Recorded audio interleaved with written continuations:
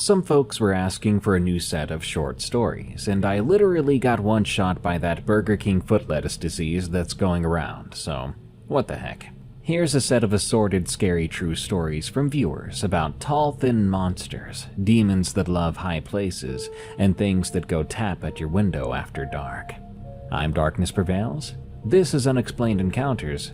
Don't eat fast food lettuce right now, and let's begin.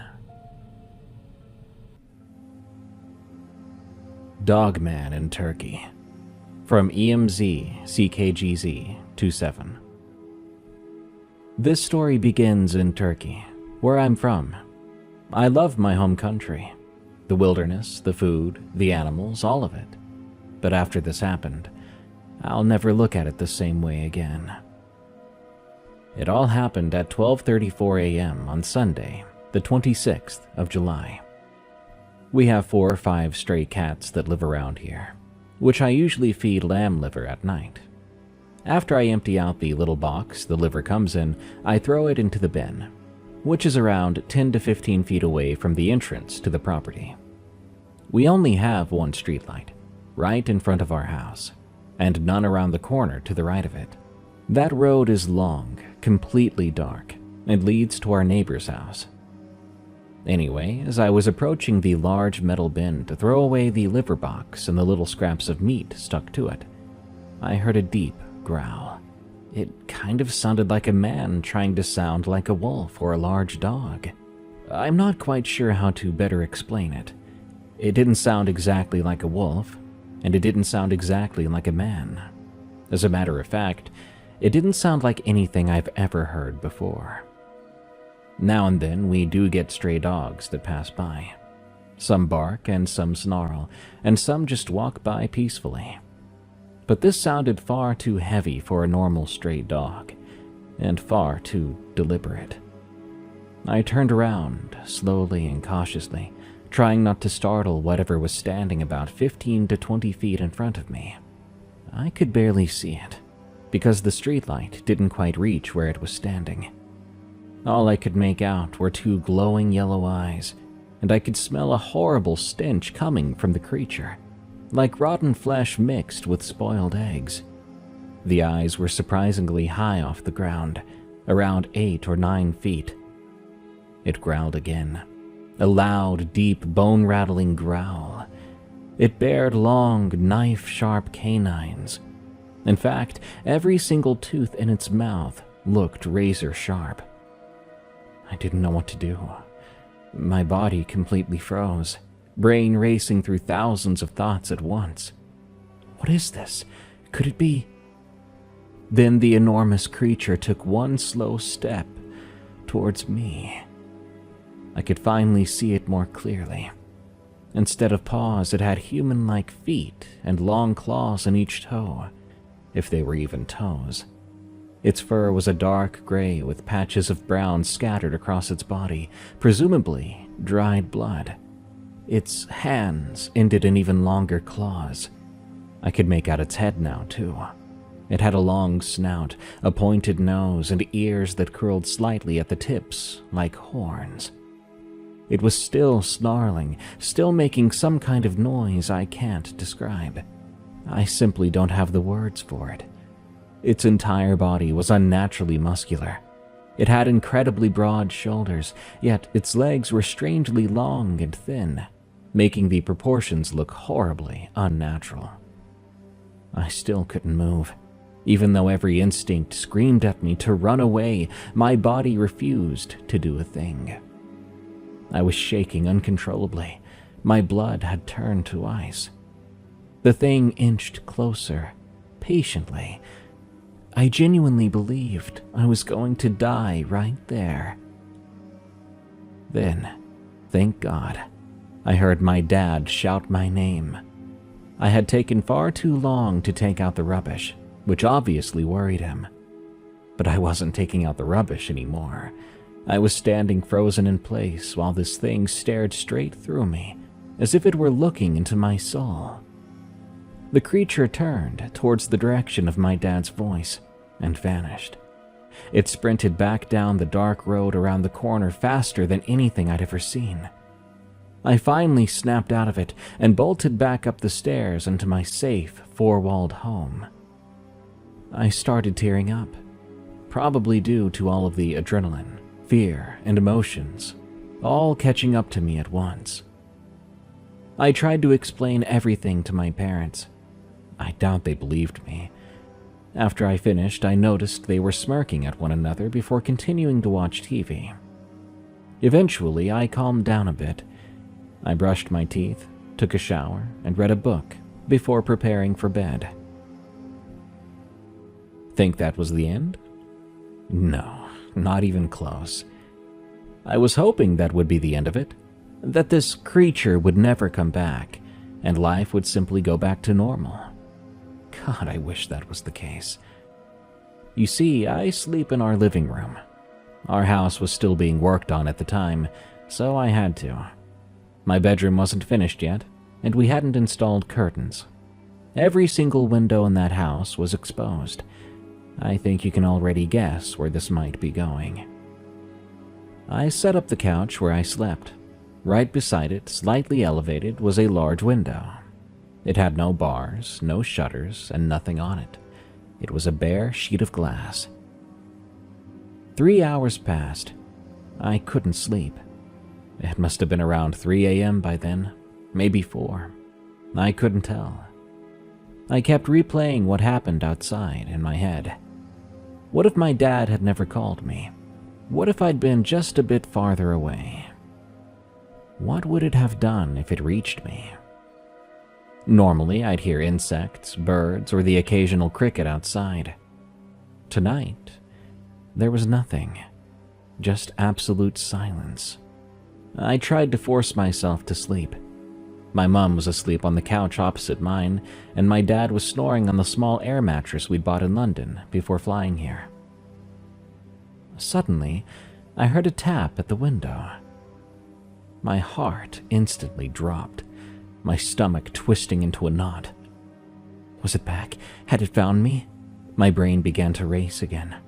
More adrenaline began to flow through my body. I slowly turned to my right, very, very slowly. There it was, the same glowing yellow eyes, the same curled ears, its heavy breathing fogging up the window. And once again, it was growling. I could no longer move. I couldn't budge to wake my mother. I couldn't scream to wake my dad. I could only watch. Then, the most horrifying thing happened. It smiled. That's right, it smiled like a man. Its sharp yellow teeth slowly revealed themselves as it grinned at me. Then another thump echoed through the room. It placed one of its hands against the glass, slowly rubbing it in circles, as if it was mocking me. Our house sat around 5 or 6 feet from the ground. The window was even higher, yet this thing could easily press its head, shoulders, and upper body against it. It was far taller than I'd first realized. That made everything even worse. Then it started to knock, softly, almost carefully, as though it didn't want to wake anybody else. A moment later, it stopped smiling. It bared every single tooth in its mouth at me and growled louder than before, and the knocking became heavier. Thump, thump, thump. I honestly thought it was trying to break in, trying to get inside, and this continued for I don't know how long. That's when I heard a voice. Oh my God. It was my mom. She had seen everything, and she immediately began to pray. My mother was a deeply religious woman. By some miracle, I think her prayers worked. The creature stopped. It bent down and ran away. From the sound of it, it went down to all fours to run. Eventually, I could no longer hear it. All too slowly, daylight began to appear. The birds returned. The insects started to hum again. Life sounded normal. My mom finally realized I hadn't been making the whole thing up, and we both cried together, until my dad woke up and saw us. I'm sure he thought we were crazy, so we explained everything to him. And with my mom now backing me up, he simply nodded, turned around, and called my uncle. We stayed with my uncle for a time, far away from our village, and we stayed there until our house was finally finished. We installed bars on the windows, put up 3 security cameras. Thank God we never saw that hellish nightmare again. Let this story be a warning. The wilderness of Turkey may look beautiful, but sometimes the things hiding inside it aren't.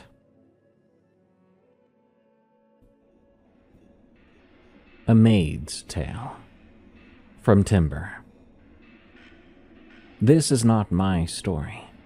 This is a story told to me by a friend of mine, who was told this story by her mother, who was told this story by her mother too. It's a very old story, passed down generation after generation, all the way from 1899. My friend gave me permission to tell this story here, so here we go. Way back when, all the way back to the year 1899, there lived a wealthy family on a large plot of land somewhere in or near Appalachia, although the exact location has blurred over the years. Some folks say this took place in Pennsylvania, others say Tennessee or Kentucky. Nobody knows for sure anymore. The focus of this story, however, is a young servant, 14 years old at the time, who came to work for this family at the young age of only 10, after her own parents were killed in a farming accident. She was born poor, a farm girl through and through, who never imagined she'd be living in a mansion caring for a wealthy man's heir and his young betrothed fiancé. For the sake of this story, I'm going to call this maid Trudy. Trudy began working for this family at the birth of their young girl. We'll call her Mary, as was still rather common among aristocracy at the time. Little Mary was promised to the other family's young son, only weeks after her birth. There was quite an age difference between them, but again, this wasn't uncommon at the time. Trudy, only 7 years old and carrying the fresh trauma of being orphaned, was handed little Mary the day she was born. The family was far from short-staffed. Cleaning, cooking, and such were taken care of already. Therefore, Trudy, having been taken in and hired mostly out of pity, was designated to look after the children. At the time of this story, we assumed that Mary was around age 7, while her teenage fiancé, I'm going to call him Cal for the sake of this story, was around 17. Now, despite their notably snooty parents, Cal and Mary spent much of their days trailing behind young Trudy. Mary saw Trudy as more of a mother than anything, and Cal, well, he tried to appear indignant at the idea of someone younger than him, a girl no less, being in charge of him. In truth, though, Trudy was one of the very few sources of love and attention the boy had. His mother was cold, and his father cared far more about showing off his son than actually being a father. And so Trudy it was for these youngsters. She wasn't required to, but having spent her entire life up until this point on a farm, Trudy very much enjoyed that type of work. Obviously, the spoiled rich weren't about to argue with anyone who wanted to do extra work. Therefore, Trudy acquired just about as many farm chores as she wanted, just so long as she watched the children as well. That meant, of course, tagging them along with her. While their parents spent days sipping tea and engaging in endless gossip, Cal and Mary got to spend their days outside, in the fresh air. As kids should, if you ask me. They passed the time riding horses, collecting eggs, and learning to milk cows and goats. Little Mary took her naps in the barn loft. Cal became rather skilled at breaking green horses, and sometimes Trudy would wake the two of them up late at night to come see whatever new calf, foal, or baby goat had been born. Between that summer and her birth, Mary would rest in a wrapped shawl on Trudy's back until she was old enough to toddle around behind her. Meanwhile, Cal would come in at night, smelling like hay and animals, earning a scoff from his father that the boy very quickly decided to ignore. Life was good. Not for a single day had any of them felt unsafe on that big farm, until the summer of 1899. By this point, 17-year-old Cal had developed somewhat of a broody, tough guy personality, as many teenage boys do. This detail will be important later.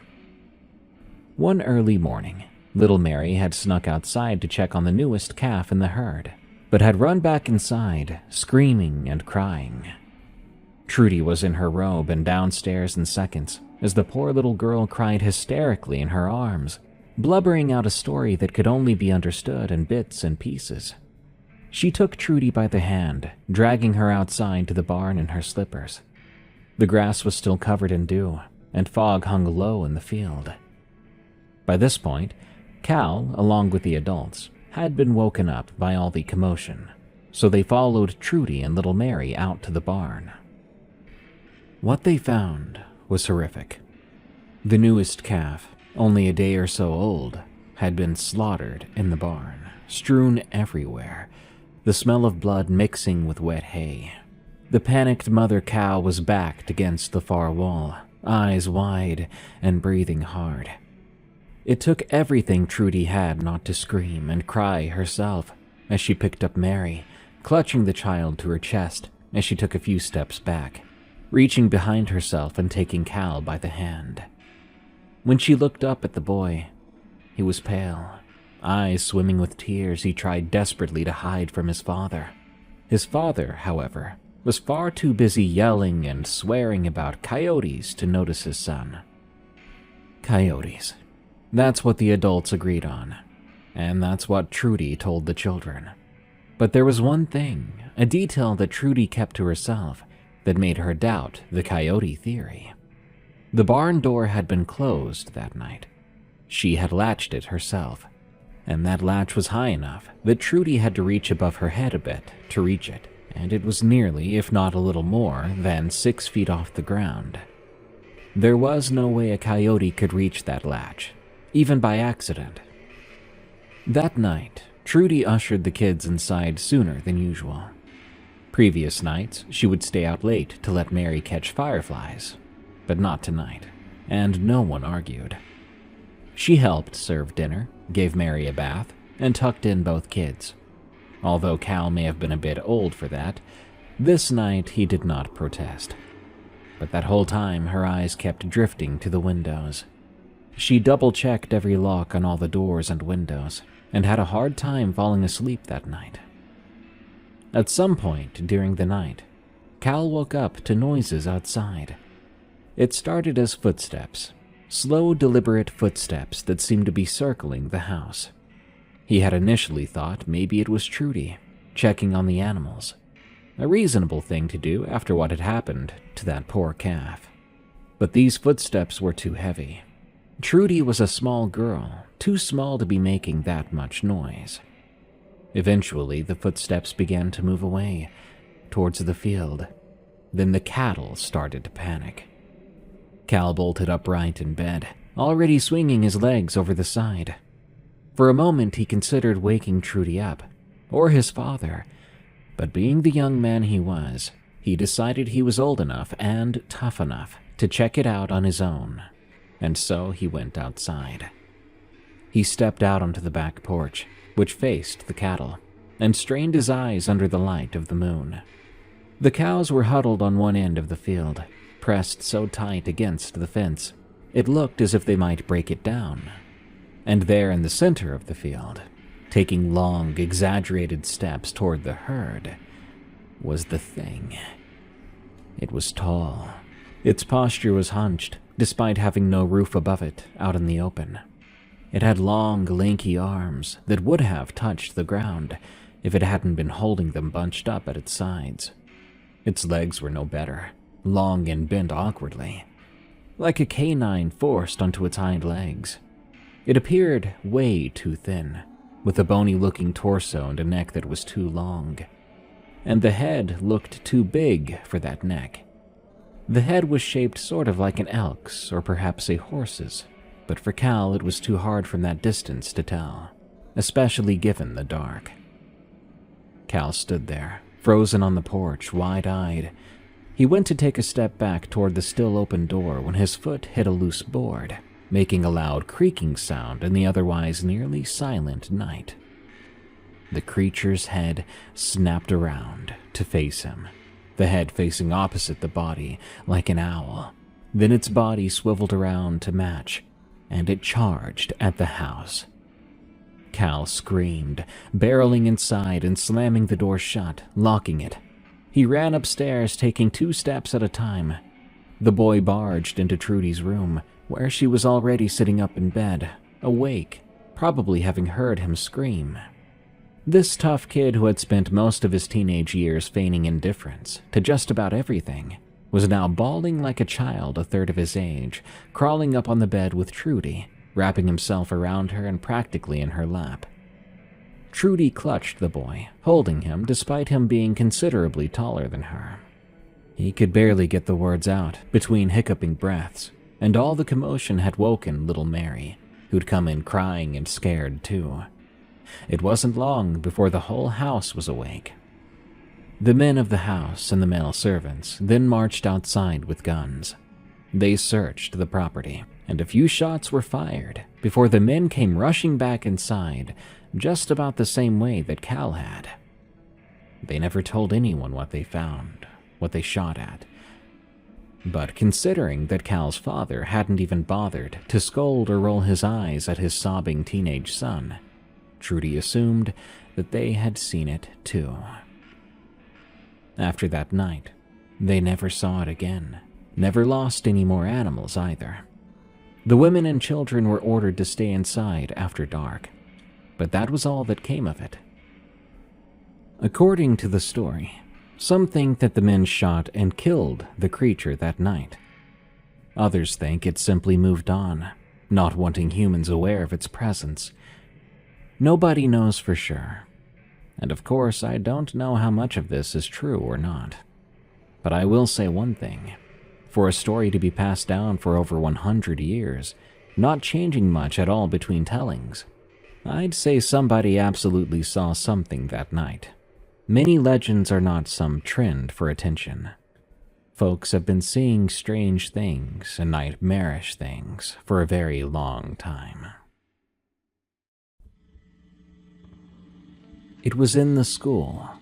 From Mountain Lover 9245. Ever since I could remember, I've had a fascination with the paranormal. That includes ghosts, cryptids, abandoned places, disappearances, anything that couldn't be explained. That's the kind of stuff I wanted to know more about. I would spend hours upon hours watching documentaries or being on forums, listening to people tell their stories about things that most people would never see.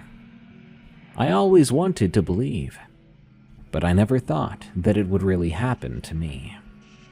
I thought it was something that only happened to other people.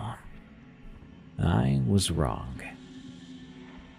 If you've ever watched videos about cryptids or ghost stories, then what I'm about to say might give you second thoughts. Whether you believe me or not is a different story, but I know what I witnessed, and I wish I'd never seen it. I lived in a small farming community in Montana, about 20 miles outside of Billings. It was a small town. The roads were quiet and fields of grass surrounded the city. At night, all you could hear was the wind, coyotes, and the occasional train. Nothing much ever really happened here. Our school was the same way. It was a small school. We only had about 60 kids graduating each year. Some kids would tell stories about hearing footsteps in the empty hallways, lights turning on and off by themselves. Teachers would joke about that, and most people would just laugh it off. So would I. Since my house was only a few blocks away from the school, I decided to get a custodian job at the place. I filled out an application, and a few days later I got an email saying that I got the job. My first day was going to be October 16th, which happened to be my birthday. Now, I wasn't the biggest fan of working that night, but it was a job. Before I go any further, let me just give you a little background on the school. When you walked in the high school doors, the office was to your right. To your left was a wide staircase that led up to the second floor. Straight ahead was the common area. It was a large open room where kids could congregate during lunch and before class. Upstairs, the building opened up into a few long hallways with classrooms. One hallway led to the gym, another to the science building, and one overlooked the common area from a mezzanine. The building was always busy during the day, but at night, it was a different story. The fluorescent lights would buzz, every sound you heard or made would echo, pipes would rattle, the building would make weird popping noises as it cooled down for the night. But all of this wasn't anything out of the ordinary. No, the out-of-the-ordinary things waited until October 29th, 2019. I was walking up to the school doors at about 7:45 that evening. It was a nice October night. My breath came out in clouds as I walked up to the doors. Inside, the building was quiet, except for the buzzing lights. Standing next to the custodian supplies was Hannah. At the time, she was my girlfriend, and as of recently, she's my wife. We both worked for the school, and neither one of us knew that the other would be there that night. We both smiled and made small talk about how lucky we were before heading upstairs to start cleaning. For the first hour or so, we cleaned the rooms and talked about our day. It was a slow night, nothing crazy. We swept the floors and took out the trash. Then we cleaned the windows. A usual night for us. We had done this 100 times. Suddenly, Hannah stopped cleaning and looked right at me. Just outside the room we were cleaning was one of our mop buckets. It was about half full of dirty water and lying on its side. We'd put it there only a few minutes ago. Water was all over the hallway floor as if someone had kicked the bucket over, but neither of us had heard anyone walking by. There wasn't supposed to be anyone else in the building, and neither I nor Hannah had done that. Even so, Hannah frowned and asked, "Did you knock that over?" I shook my head. "No, I thought you did." We both looked at the puddle of water on the floor. It wasn't anything that made me think that something was terribly wrong. Maybe we didn't put it down right. Maybe someone from another shift had walked by and we didn't know it. I shrugged it off. Looking back, I wish I hadn't. Around 9:30 that night, the building started to get quiet. It was unusually still. The air conditioning had stopped. The pipes didn't even rattle. All the noises were absent, as if to make room for what followed. Footsteps. Big, heavy footsteps. They made a loud sound echoing throughout the hallway, like thunk, thunk, thunk. Hannah and I looked at each other. I thought it was another custodian who had stayed after hours. I walked up the hallway and peered outside. There was no one standing there. Instead, something was crawling around the corner. It wasn't walking. It was on all fours. Long, spidery arms stretched out in front of it as it moved. Its skin looked pale, almost ghostly white under the lights. It was thin. I could see every bone in its body. And the way its legs bent was so unnatural. With every step it took, it made this loud, cracking sound. Its fingers scraped against the floor, making a sound that still gives me chills. Slowly, it raised its head and looked at us. That was one of the most disturbing parts, because its eyes looked almost human. That's when something inside me snapped. I knew this wasn't human, that whatever this thing was, it didn't even belong on this earth. Every instinct inside of me was screaming to run. Neither Hannah nor I said a word as we slowly turned around and ran. The nearest place to hide was the janitor's closet, just down the hallway. I threw the door open and practically shoved Hannah inside before slamming the door and locking it behind us. We both stood there, catching our breaths. Neither of us said anything for about a minute straight. Hannah looked up at me, more scared than I've ever seen her. Her face was pale and she was crying silent tears. "What was that?" she whispered.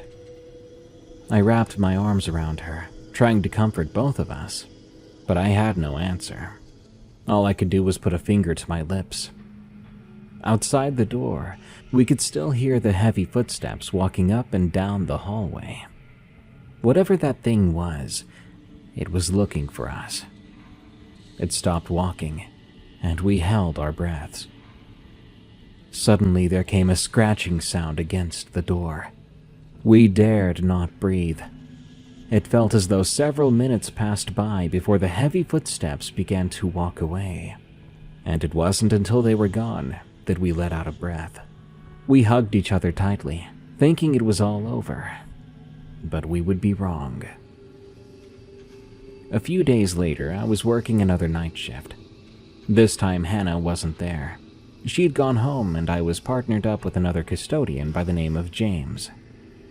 The two of us cleaned the school until he was done, and he went on home, which left me to finish the rest of the jobs by myself. By then, the school felt even more frightening. Every empty hallway seemed to stretch on for miles, and every shadow made me jump.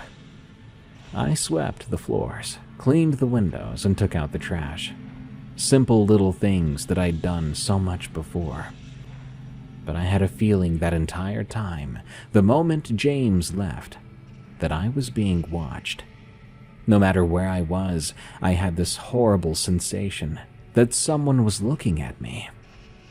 I kept looking up at the second floor, expecting to see something or someone looking back. Then I heard it. Thunk, thunk, thunk. My heart basically stopped. I slowly turned my head towards the mezzanine. Standing there was the same thing that Hannah and I had seen a few nights ago. It was watching me, long spidery arms dangling down by its knees. Its pale face was emotionless, and its eyes were still the same human-looking eyes I'd seen the other night.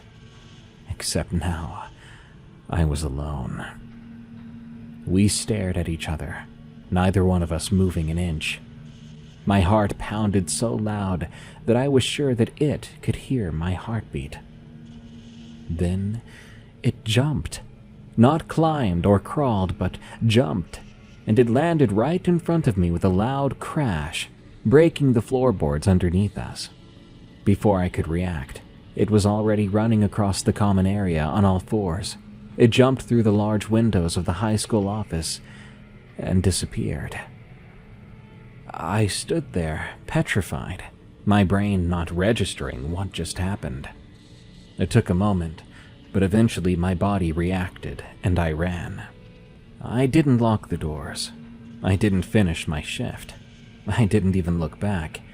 I ran the 2 blocks home faster than I'd ever run in my life. When I made it back, Hannah was waiting for me. She saw the look on my face, how I was out of breath, and she didn't even need to ask what happened. The two of us stayed up all night that night. I've heard stories about skinwalkers before, but those stories always came from the Navajo people in the American Southwest. Montana wasn't exactly the place where I thought I would see something like that. Even to this day, I still don't know what that thing was. Maybe it wasn't a skinwalker. Maybe it was something else. Whatever it was, it terrified us enough to make us move out of state. I've never gone back to that school, and even now, when I hear footsteps echoing through an empty building at night, I think about what would have happened if we hadn't run. The Living Shadow, from Void Hunter 6250. I'm posting this in the hope that someone may finally believe me about what happened when the shadows realized I could see them. Let me give you context. I have something called nyctophobia, the extreme and irrational fear of the dark. I won't go into great detail about the side effects, but one of them that I have is seeing and hearing things that isn't there whenever I'm in the dark. However, these visions, or however you want to call them, follow 3 rules that depend on whether I see or hear anything. Rule 1. I have to be anxious or afraid. Rule 2. I have to be around few to no people. And Rule 3, which is common sense. I have to be in the dark. My little visions never broke those rules, and all of them have one thing in common. They were just like pictures, never moving and predictable, because they're based on what I know. That's why I can firmly say what I saw was not due to my phobia.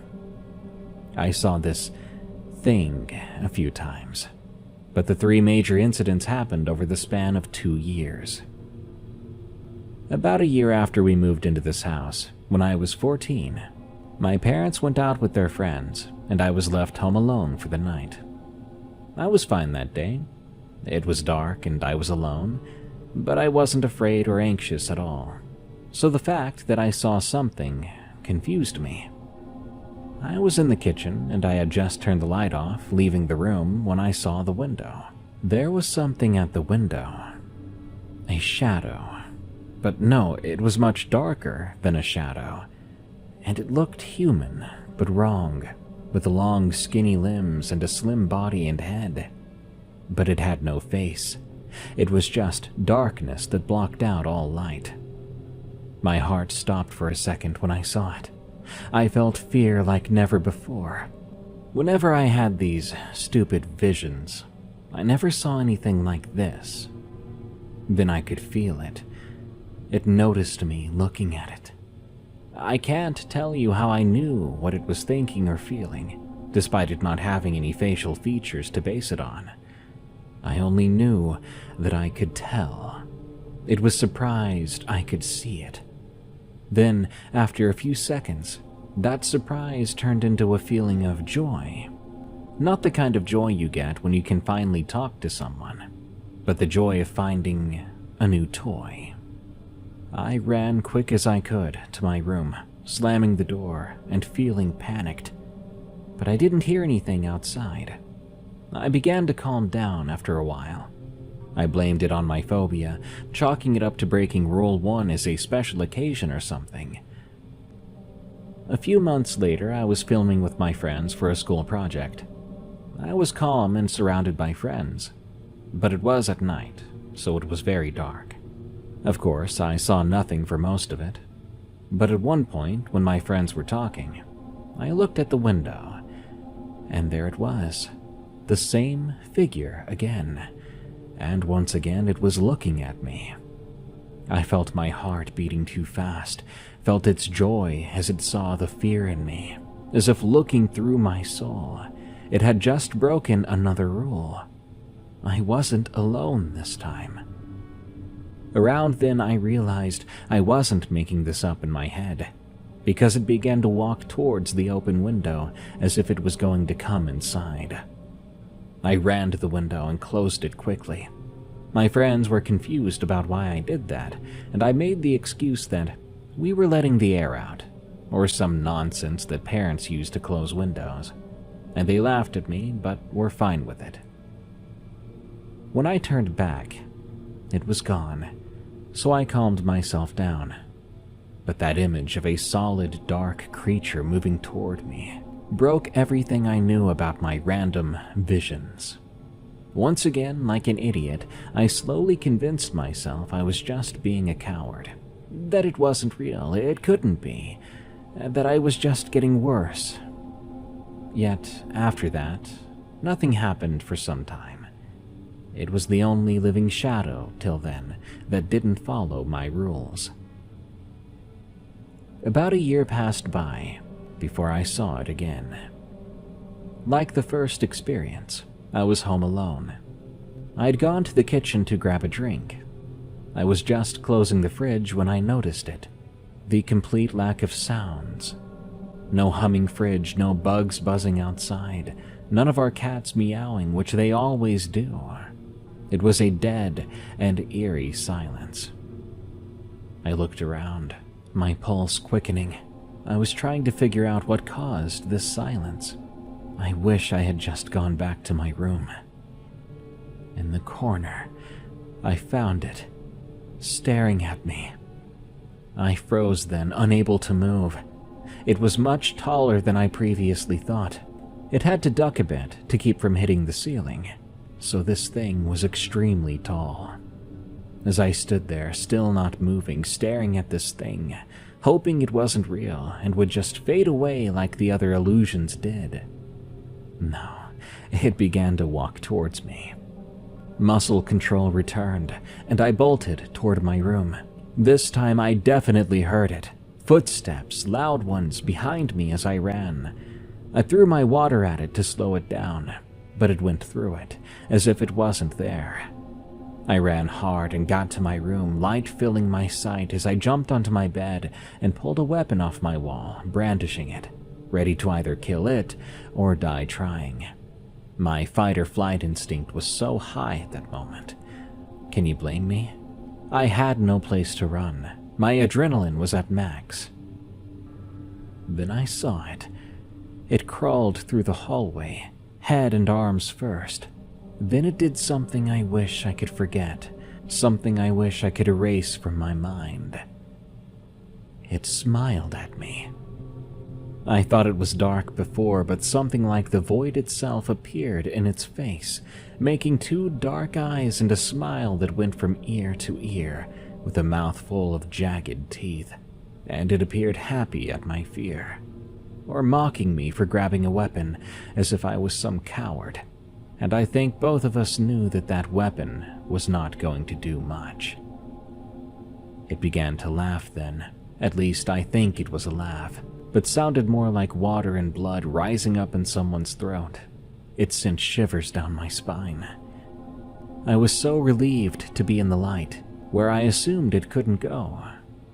But I was wrong about that too. Its hand reached around the hallway wall, straight into the light, breaking the one rule I thought shadows could never. It walked into the light. I've never been so afraid. Finally, as if done playing with me, it crawled back and left me there. I stayed like I was for a few more minutes before getting up, closing my door, and locking it. I was terrified. I couldn't stay in that room. I couldn't stay in that house anymore. I don't know why I did this. Maybe it was stupid, but I was young and scared. I grabbed a knife and a flashlight and bolted to my car, which I had just gotten that month. I got in with no issues and closed and locked the door, but when I looked up, it was there, standing by a nearby light. I could feel it was now annoyed with me, knowing that I was trying to leave, annoyed that its toy would no longer play with it. The thing rushed at my car as I started it, and I began to back up. I heard this growl or scream. I can't really tell which one fits it better, but that noise came out of the thing's mouth. As I drove away, it chased me roughly a mile before giving up. I waited at a busy gas station until my parents were ready for me to grab them from their event. After that day, I didn't see the figure again. I assumed it was mad at me for trying to leave. Maybe it just got bored. Whatever it wasn't just my mind messing with me. It was no hallucination. It was something very real, something tormenting me for the fun of it. My fear got a lot worse after that. I can't even step outside the house at night if there's no light. I hope that if anyone sees this and it ends up hunting you, please just run. Because no matter what you do, you cannot kill a shadow. It learned from us. From That Outdoors Lover 5577. I'm 23 and live in England, but I was 11 years old when this story took place. It happened in May of 2014, when I was on holiday in Cornwall with my mom and grandparents. We were staying in a place I will leave unnamed, but for the story, all you need to know is that it was near Truro. So let's begin. My mom's parents, my grandparents, were in Truro, near where we were staying, so we decided to go to Goonhilly Reserves. Goonhilly is a World War II communication site. It has gargantuan satellite dishes you can see from miles around, It was a nice drive.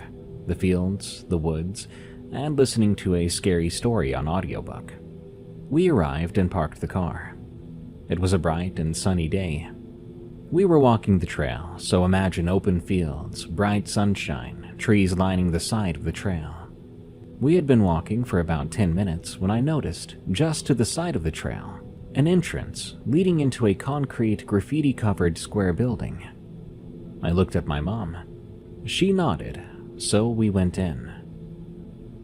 Inside this concrete structure, it was cold and dry. It seemed to have its own micro-environment inside. After you entered, there was a hallway running from left to right, with loads of plants growing all over the walls and floor. To the right was a stairway made of metal, with more hallways underneath. I went up and realized it was quite a big building. Also, a little side note. There were signs on the roof that said the building we were in was the World War II Dry Tree Site, a secret Royal Air Force early warning radar station built in 1940. But back to the story. I looked around and saw nothing but wilderness. But suddenly, this paranoia kicked in. I walked back down and looked down the hallway. Mom was standing in the inner door with my dog Winnie, a Shih Tzu breed. Then I saw the gutter, and my heart stopped. Because there, tucked in amongst the dry leaves and empty sweet wrappers, was a carving knife, covered in blood. A few yards down the hall was a door, pitch black inside. I looked in, and then I heard this sound. A ripping noise. But not just any ripping noise, but meat being torn. Because in that room, there was something there. Something that looked like a man and sat like a man, but obviously was not.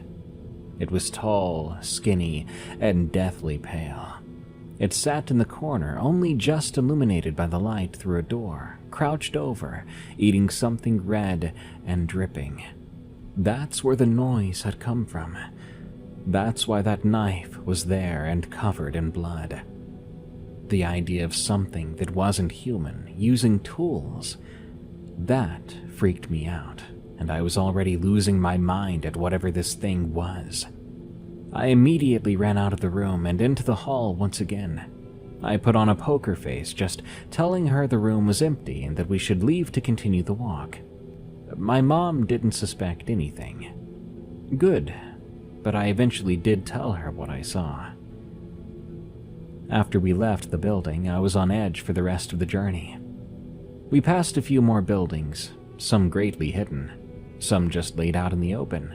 Seeing the giant satellite snapped me out of my trance for a couple of seconds. I guess gazing up at the beautiful things must have put me in awe. This is basically the end of the story. But I'll tell you this. When climbing back into my mom's car, I saw that thing again, watching me from the top of the same building. I didn't say a word for about 15 minutes. When my mom asked what was wrong, I spilled the beans entirely. She didn't believe me, saying, and I quote, "You would have told me about it sooner." But I know what I saw. If you ever hear meat ripping in some building, you'd better leave before something notices you. It knocked on my wall. From I'm Addicted to Black Coffee. I've been listening to this podcast for a while. I know the story I'm about to share is on the shorter side, and probably won't scare most people. But it's been over a year now since it happened, and I still have not been able to come up with an explanation. I'm not a skeptic per se, but I always try to think of every possibility and get all the data I can before coming to a conclusion.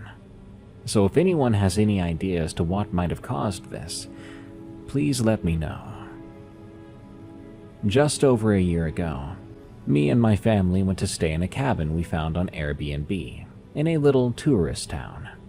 It's out in the middle of the woods and bear country.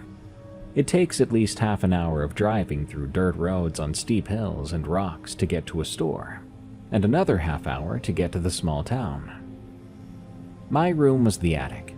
It was very nice. with a pool table and a dartboard. A teenage boy's dream, really. The only downside was that you had to climb up a long flight of stairs to get to it. My room had bunk beds, and the morning this happened, I was sitting on the top bunk. On the other side of one of the walls is a locked room, one that the family who owned the house kept their things in when renting it. The other wall had the forest right outside. I was up early, can't remember why, but it was around 5 in the morning. I was sitting on the blankets reading a book, which I'd gotten from a store the previous day. Suddenly there was a loud knock on the wall, right by my bed, not even 5 feet from the foot of my bed. It was so loud I swear I saw the wall shake. It wasn't like a person knocking, it was too loud, too intense for that.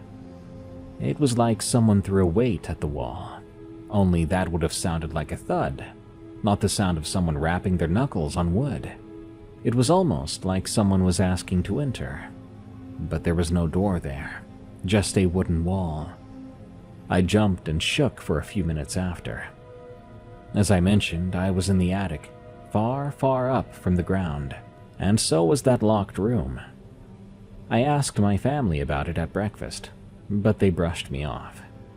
I asked my sister, who is a few years older than me, and the only other one who had a chance of being awake that early in the morning. Her room was near mine, just at the foot of the stairs on ground level. I asked if she had heard it. I don't remember exactly what she said, but it was something like, "I'm not sure. I don't know if I was awake then." I know that she couldn't have made that knock.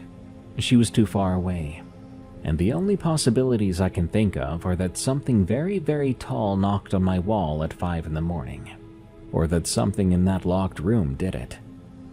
I've talked to my partner about this experience. He doesn't have an explanation either. It still keeps me up at night, wondering what knocked on my wall and why it did. This is the only experience I've had like this. I desperately hope someone has some idea what happened that morning, because I sure as hell don't.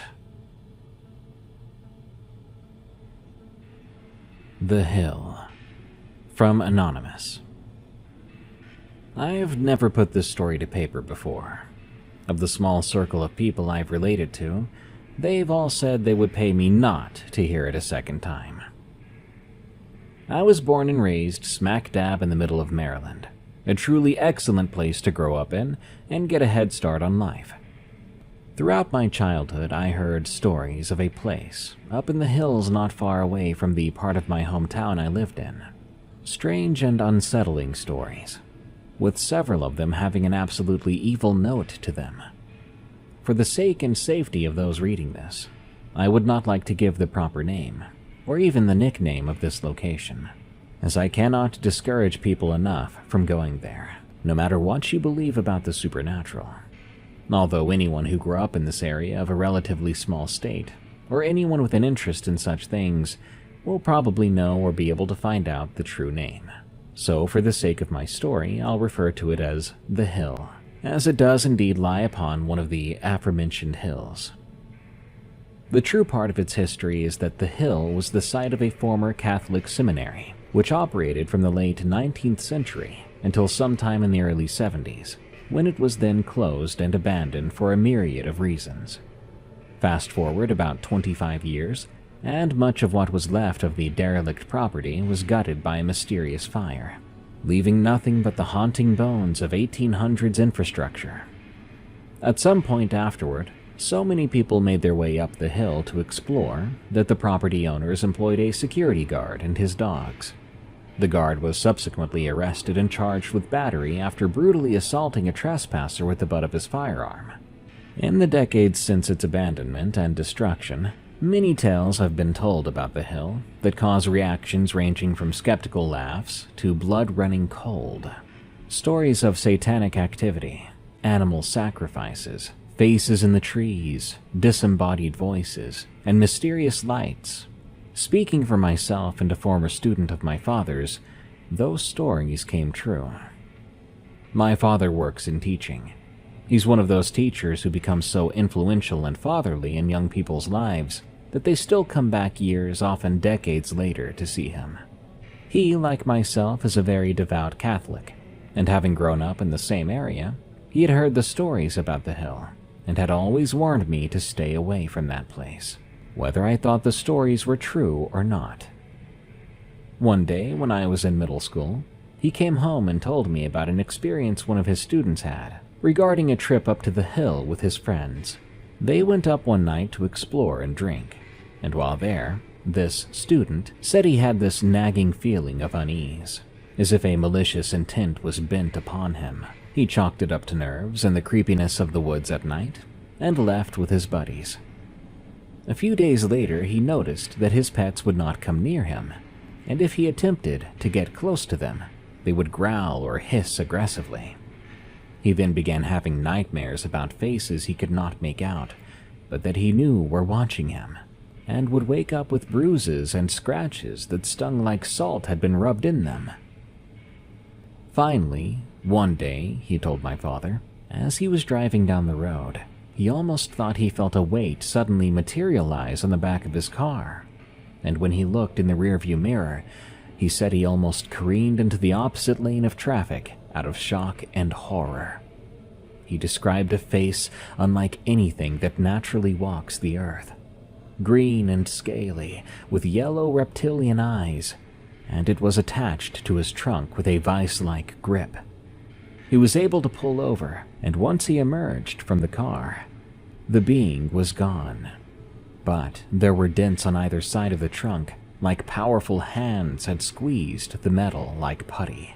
My father asked him if he felt comfortable making a sketch of it, and once the student had, my father said to me that even the rough, unskilled drawing made him feel more uncomfortable than he would have cared to admit. He immediately phoned a very close priest friend of his, and the priest blessed the student, telling him things he could do to combat negative feelings or presences if they persisted. I have no idea if the student ever saw this entity again, but it's safe to say the story scared me away from any desire to go up the hill, at least for a while. Fast forward to spring break of 2018. I'd gone home and was out fishing with a friend at a nearby pond. This was mid-March. It was a spectacular day, 74 degrees and sunny. After a while and a few beers, I suggested we go check out an old decrepit paper mill along the river, not far from the hill. That too was a popular urban exploration spot, albeit lacking the same mystery of its sinister neighbor. At some point, I looked up the ridge and knew that we were not far from that old property, which is why I suggested it. To my surprise, my buddy, who can usually be somewhat of a scaredy cat, agreed. The pedestrian path up to the hill is marked by a long, overgrown staircase made of granite. Once you reach the top, the woods are speckled with relics and monuments of the long-gone seminary. Foundations, hollowed-out buildings, corner posts, and a heavily graffitied altar. I'd looked up some of these online, and had found that somewhere through a tunnel cut into the bushes, there was a car graveyard, full of the skeletons of old Hudsons, Fords, and T-Birds. We actually managed to find said tunnel, but at this point my friend said that he did not feel right about continuing, and wanted to leave. I pressured him into this one last venture, and we went through the brush. Indeed, on the other side was said graveyard. It was quite impressive to see just how many vehicles had made their way up there and just died. It was then that out of nowhere, a fierce cold enveloped us like an invisible cell, and on this 74-degree sunny day, our breath began to come out in thick wisps like it was the middle of winter. We were creeped out and quickly made our way out, back towards the stairs. As we passed by the altar, I suddenly stopped, and I felt as if an arm had wrapped itself around my midsection. I felt the strongest urge imaginable that I should return to the car graveyard. My deepest consciousness knew that I did not want to, but something else was almost pleading with me that I should go back. My buddy then grabbed me and brought me out of this sort of trance, explaining that when he looked back at me just now, There was a quick flash on my face, as if I had aged 100 years in a second. That was more than enough for us, so we got back to our car quickly, and we've never gone anywhere near the hill since. Even as I write this, I can feel that cold we felt. Sure, my story is not as viscerally frightening as my father's students, but nonetheless, they're both cautionary accounts. Do not investigate this location. I implore you to never go up the hill. I have no doubts that whatever energy or supernatural influence is up there is an evil one. It's not worth jeopardizing yourself or your friends merely for a peek into local history. The hill is where it belongs, in the past. Be content to let it stay there. I like the name, The Hill. Like this very haunted evil place is also a metaphor for a treacherous upward journey. For me, all I heard was how old I'm getting. That's my upward journey. I miss when I could wake up in my bed without feeling half dead in the morning. That's another upward journey, getting up from my bed. Good night. Thank you for tuning in to this episode of Unexplained Encounters. I've been your host, Darkness Prevails. You can find me on X at Dark Prevails, and you can send me your scary true stories of the unknown at darkstories.org. If you want to support what I do, check out Erie.fm, where you can sign up for premium membership to get bonus stories, members-only audiobooks, and 0 ads. You can also support us for free and get some folklore-related content by watching and subscribing to the Freaky Folklore YouTube channel. Just go on YouTube and look up Freaky Folklore. If you see a cute little character with antlers, you've come to the right place. Till next time, everyone, stay safe out there and stay creepy, because this world is a strange one. Sorry for my recent absence.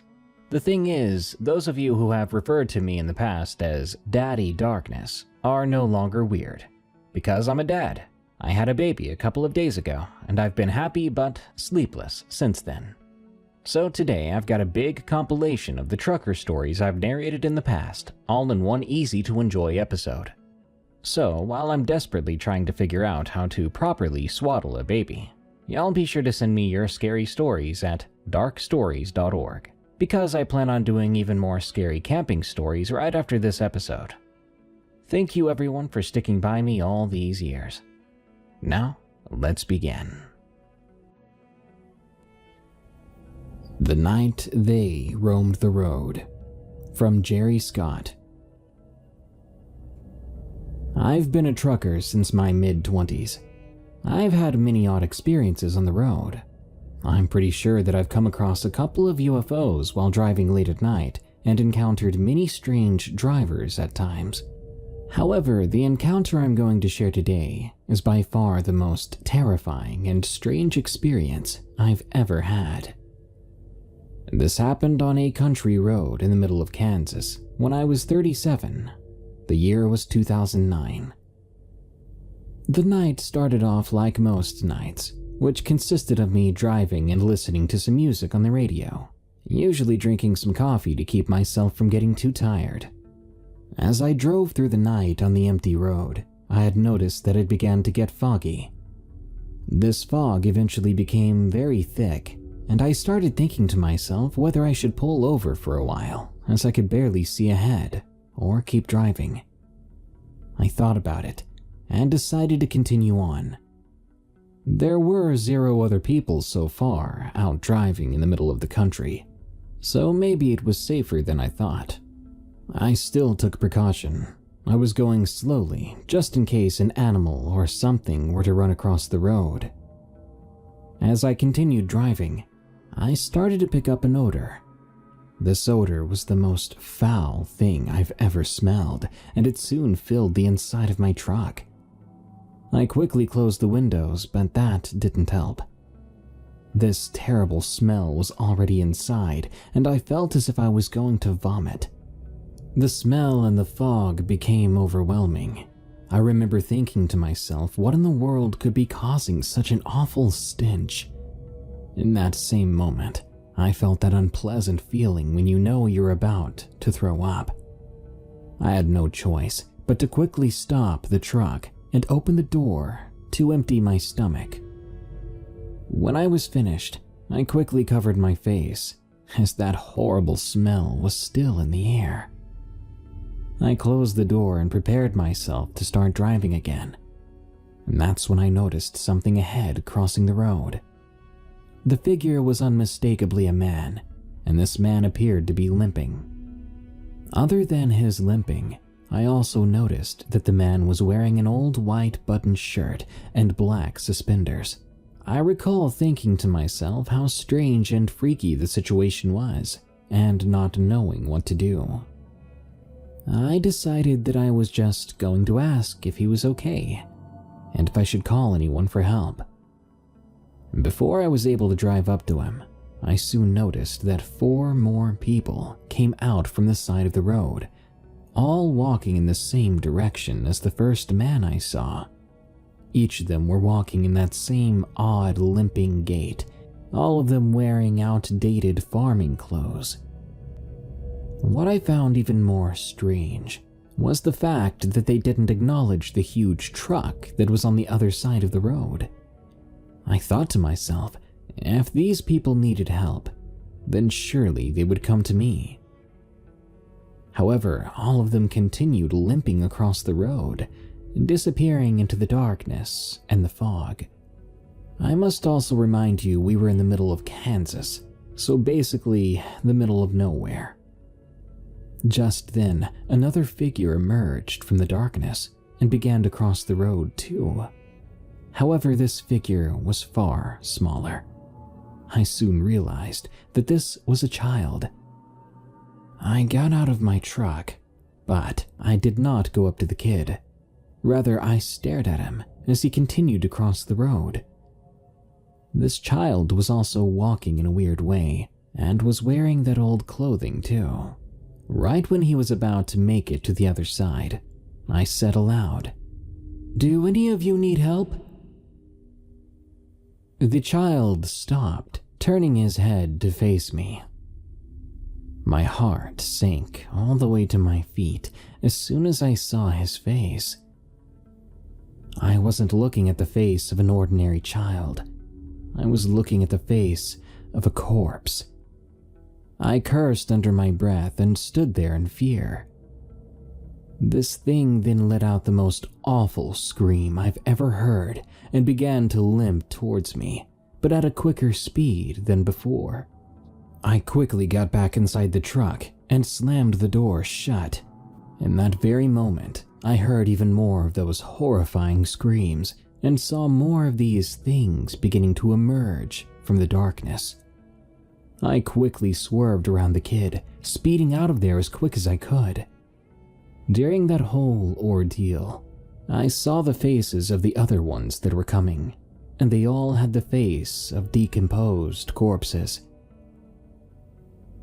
Once I made it back to civilization, I stopped at a gas station. I just sat there in my truck. My mind and heart were still racing and had no idea what to think. This experience opened me up to many things.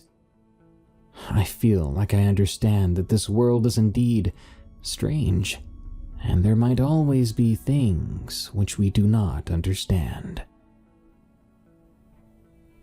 My Trucker Stories, from Brandon K. I've been driving trucks for the past 12 years. By now, I've driven all over the US, Canada, Kuwait, and Iraq. I've seen a lot of stuff, from fatal truck wrecks to things I just can't explain.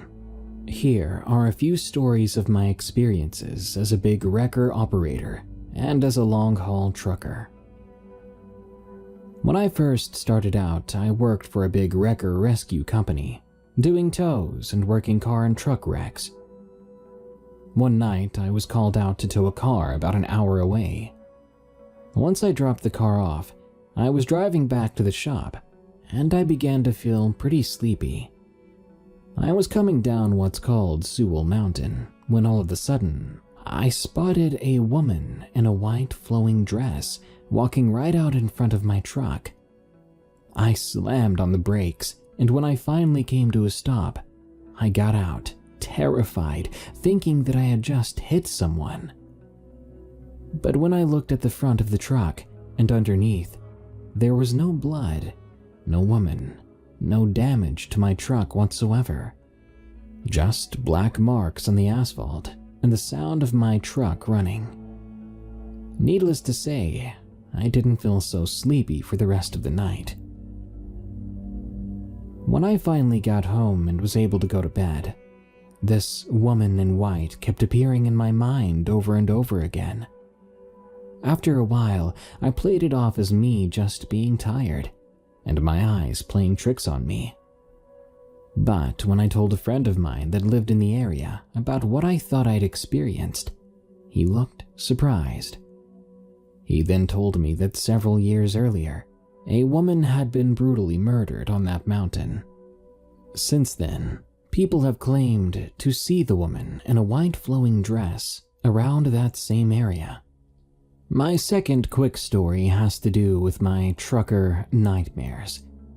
Nightmares about driving down the road in my rig, and out of nowhere cars will just appear stopped in the middle of the road for no reason, and just before I have a chance to hit the brakes, I wake up sweating. I've had this nightmare more times than I can count. Whether I'm asleep in the truck or at home, I have them. It's always the same scenario, but different locations.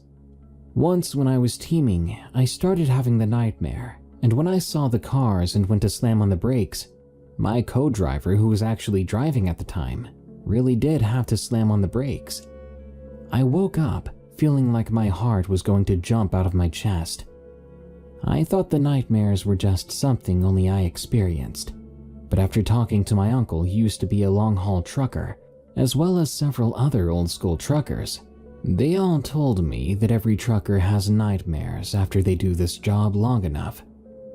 I've come to accept it as something that comes with the job. My last story is another big wrecker rescue story. I worked 12 truck wrecks while working as a big wrecker rescue driver, and that does not include all the car wrecks. But this wreck in particular had to be the weirdest accident I ever worked. It also paints a scary picture of how inexperienced some of these new drivers are, and how little they are trained now. So I got a call one night that there was a tractor trailer turned over on a westbound exit about 9 miles away from our shop. I was the first driver on the scene, and I saw that the trailer had indeed turned over, but the truck was setting upright. I walked up to the truck and knocked on the door, when the driver stuck his head out of the window. I scratched my head and said, "But I just have to ask, how in the world did you get the truck unhooked from the trailer before it turned over on its side?" He told me he had to get diesel fuel.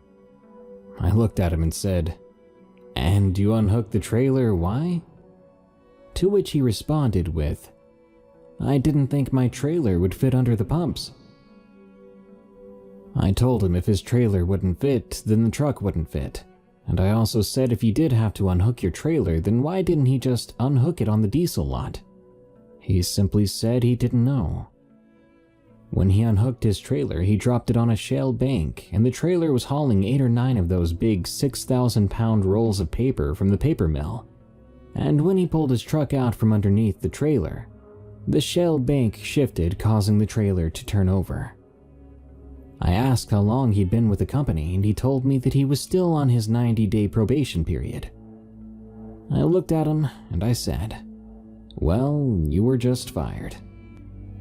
He got offended and asked how I knew that. I told him, "Trust me, when you call your company and tell them what you did, they're going to fire you on the spot." We had to give him a ride to our shop so we could call his company. He was on the phone for roughly 10 to 15 minutes and came out of the office with a grim look on his face, said that they fired him. I looked at him and said I tried to tell you. To all my truckers out there, thank you for what you do, and be safe. Terrifying encounter on the road from the awoken swamp creature. It was 15 years ago when I was 8. My dad was a trucker, and as one might expect, he spent a lot of time on the road. When I was on break for school, my dad would often take me with him, trucking across many states. I enjoyed going with my dad, mainly because the open road is so relaxing, and we'd stop by many places to eat along the way. This particular time I went was during the summer of 2005, a week or so after the school year ended. My dad told me to pack a bit extra this time, due to the fact that he was going further than usual on this route. That evening I started packing my clothes and any sort of entertainment, which ended up just being my Game Boy Color. Early the next morning, my dad and I left to the place where the truck was kept, and we departed from there. The first couple of hours were usually just driving non-stop, so I took the time to play my Game Boy and to gaze out the window from time to time. About 3 hours later, my dad asked me if I was hungry, so we went to a McDonald's to eat some food. After finishing our meals, we got back in the truck and began driving again. Another hour of driving down an empty road had passed. We were both suddenly startled by a loud scraping sound on the bottom right side of the truck. My dad pulled over, exiting the truck to see what the noise was. I stayed inside. I didn't really see what happened. I do remember my dad being on the phone. He sounded very upset. Eventually, Dad got back inside the truck and told me we're going to have to stop by somewhere first, because something happened to the truck. Before I knew it, we had arrived at some repair-looking shop. Then my dad went to go talk to someone who was inside. A couple of minutes later, my dad returned, telling me to get out of the truck because it needed to be checked. I wasn't told what the problem with the truck was. My dad and I waited about 4 hours or so for the man to finish what he was doing, and once he was done, we left and continued on. It was about 6 p.m. by then, and I started to play on my Game Boy again, given there was still some light out to see the screen. I wanted to play as much as I could before the sun began to set.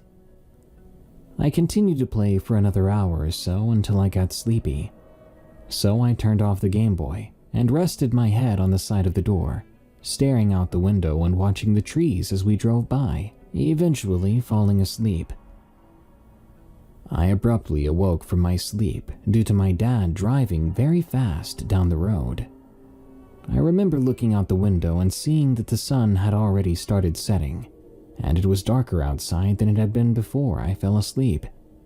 I then remember my dad telling me, "Don't be scared," which confused me at the moment because I had no idea what was going on. I then asked my dad why he was driving so fast. He didn't answer, keeping his face forward toward the road.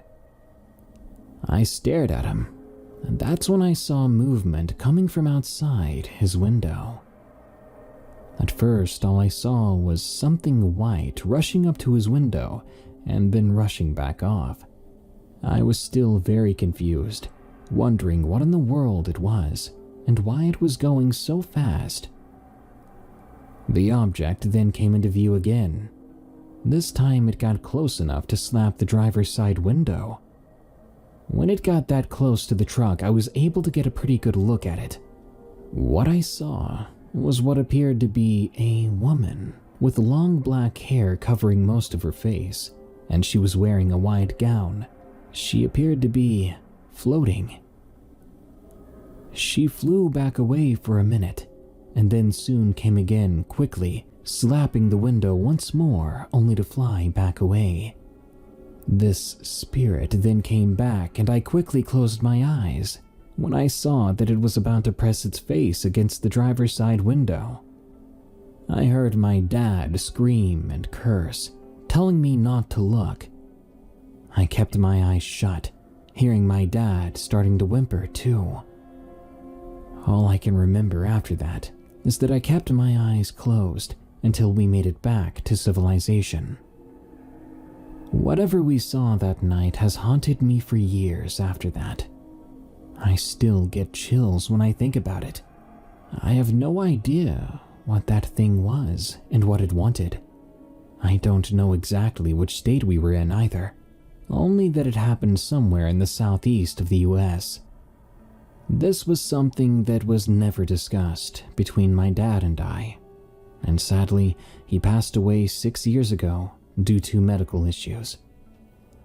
Until recently, I thought that he never told anyone about what happened. About 2 months ago, my mom and I were talking about Dad and his side of the family. We eventually began talking about my grandparents. As we were talking about Grandma, my mom, seemingly out of nowhere, asked me about that night when my dad and I were out trucking. I was shocked to have found out that my dad actually told my mom about it, considering it was never brought up before, at least not in front of me. She asked me if I saw the face of the thing that was outside the truck, and I said no. She stayed silent for a couple of seconds, then asked me if I ever noticed my dad acting weird after that. I told her that the only thing I found strange was that he never talked about it. My mom then told me the scariest thing I'd ever heard. She explained to me that when the thing pressed its face against the driver's side window, it had said something to my father. It said something to him in my grandma's voice, his mother's voice, and when he heard it, he looked at the thing's face and saw the face of his dead mother. According to my mom, that experience forever haunted my dad, and he would have constant nightmares of it ever since. That thing stole the peace from my dad's remaining years. Woman on the Road, from Trucker Net. I'm a 27-year-old guy, a truck driver from Southeast Texas.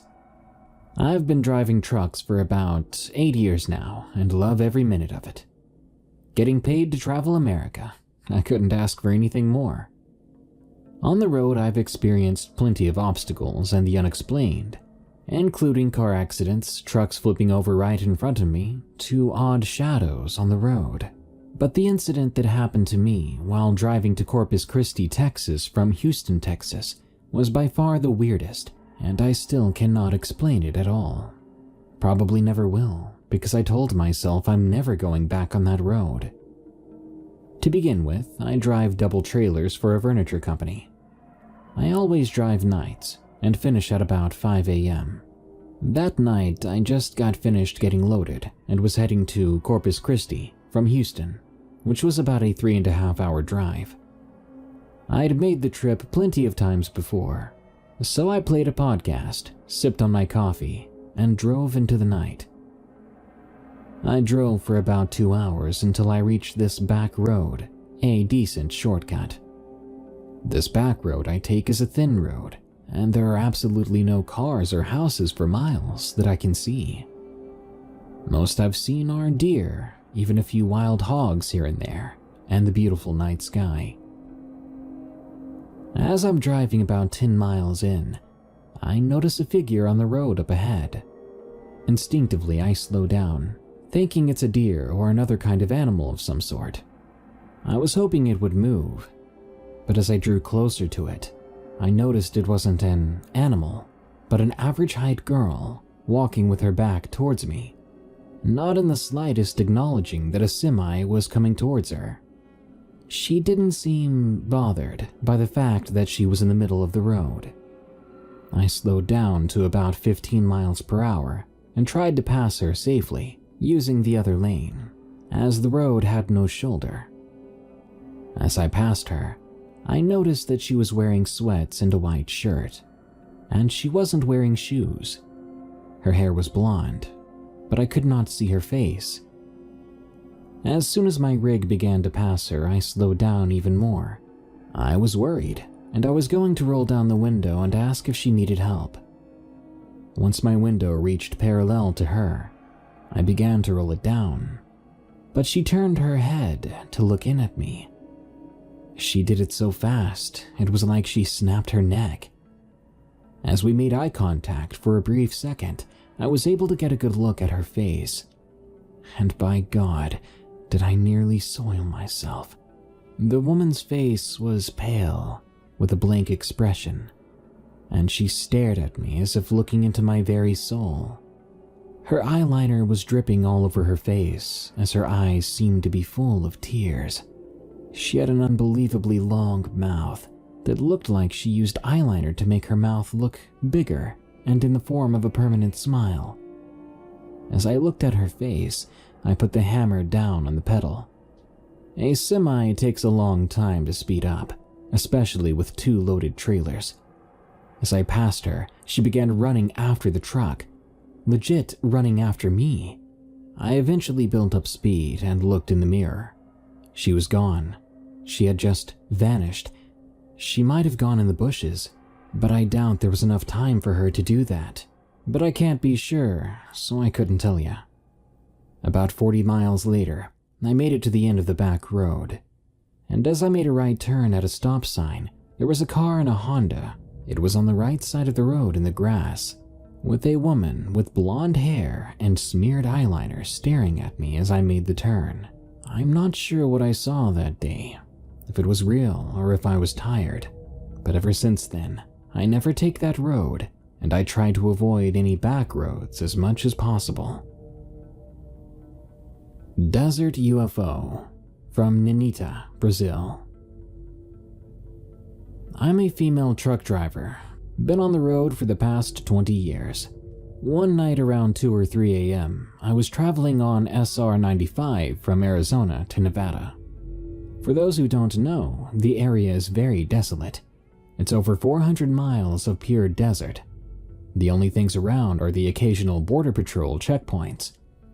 After clearing the first border control checkpoint and driving several more miles in, I noticed what could only be explained as a 2-mile-wide black light pillar that was darker than night. That put me in a very curious and apprehensive mood. I never thought that something like that was possible. Traffic at the time was almost non-existent. I could see as far as my headlights would let me. I would say around 8 to 10 miles behind me is very flat land. As I passed this dark pillar, about a mile later, I saw what appeared to be a rest area. It was very bright up ahead. I remember thinking they must be having a rave. I could make out different color lights. As I was entertaining my thoughts of joining the party, my truck just shut down. I struggled to pull to the side of the road. As I was doing so, I noticed the headlights behind me. One by one, they were turning off. And then I noticed the dark pillar in the sky. It was still very much there. I looked forward to see what I thought was the rest area. But it wasn't. Because it lifted off the ground, the lights became brighter than the sun, lighting up the entire desert as if it was daytime. Before I could even rationalize it, it just shot off into the sky and disappeared. Then and only then did the headlights behind me and my own vehicle turn back on. I drove confused and a bit scared for another 6 to 8 miles, where I found a real rest stop. I stopped and joined the other truckers there, many of which also witnessed the event, and we discussed it for 10 minutes or so. There were so many people there discussing this that no one really cared to park correctly. There must have been between 50 and 80 people there, all talking about the strange UFO we'd seen. Many of us called and reported the sighting. You might even be able to pull it up online if they archived it. It was June 2013. I really don't think we're so alone in this universe. Room 605 from Ninita, Brazil. Back in 2012, I experienced the worst snowstorm I've ever seen. I was picking up a load in Spokane, Washington. As I was driving my truck, I kept sliding and swerving on the road, no traction whatsoever. And even with my heater on, it was extremely cold. My cell phone rang at one point. It was my company informing me that they made a hotel reservation for me in the area, as the weather forecast was predicting extreme cold temperatures. For those familiar with trucking companies, they can be very cheap. They got me a horrible hotel room. Room 605. I noticed that the attendant had a smirk on his face as he handed me the key. That bothered me a bit. I wasn't sure what he meant by that, so as I was going to the second floor, I noticed that I might be the only person in this hotel, and I didn't like that either. The snow outside was bad. I mean terrible. The snowflakes themselves were huge. As I walked to my room, I began to hear loud knocking on the wall beside me. They seemed to follow me all the way to the bathroom. I ignored the knocking. As a female driver, I figured it may be some guys who had seen me walking in, maybe even other truckers who were stuck here, and this was their way of catcalling, which I certainly didn't appreciate. As I looked in my room, the first thing I noticed was a tube TV. I forced myself to go back to my truck, grabbing a 36-inch flat screen with an HDMI. This would help me get much more comfortable in my room. I plugged my computer into the TV and was relieved to see that they had good Wi-Fi. I quickly pulled up a page to keep an eye on the weather conditions. After taking a long shower, the knocks kept going, and I did my best to ignore them. Back in my room, I started to get comfortable, but immediately got a lot of pressure and pain in my chest. It was so bad I thought of calling the paramedics, but with the storm I thought that they would never get here. I stepped outside for a bit, and soon, luckily, it passed. Outside, I noticed right in front of the hotel was the fire department, which was even better. I felt relieved that help was so close, in case the pain came back. As if like a light switch, as soon as I stepped back into my hotel room, the pain came again, worse this time. It was too much for me. I ran across the street and talked to some paramedics. They put me on an EKG machine and told me I'm fine, and if things get worse, don't hesitate to call. Long story short, this awful chest pain that made me feel like I was dying happened 8 times that night, all while the knocking kept coming and coming. I ended up calling the paramedics over. While they were at the hotel, they checked for any carbon monoxide leaks, but that was fine too.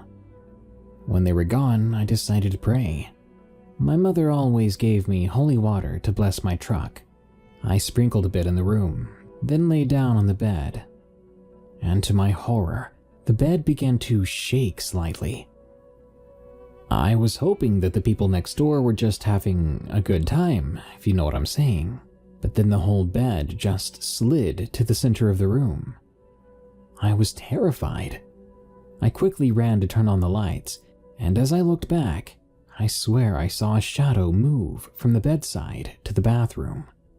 I tried to remain calm, but I felt more angry than scared by then. This thing was attacking me, and it had no right to. I prayed even harder then, dousing the place with more holy water. I entered the bathroom, but then the bathroom door slammed shut behind me. I stood my ground. It was then that I saw the shampoo bottle lift off the ground and arch backward, as if someone was about to throw it. Eventually, it did throw the bottle at me, then the soap and conditioner too.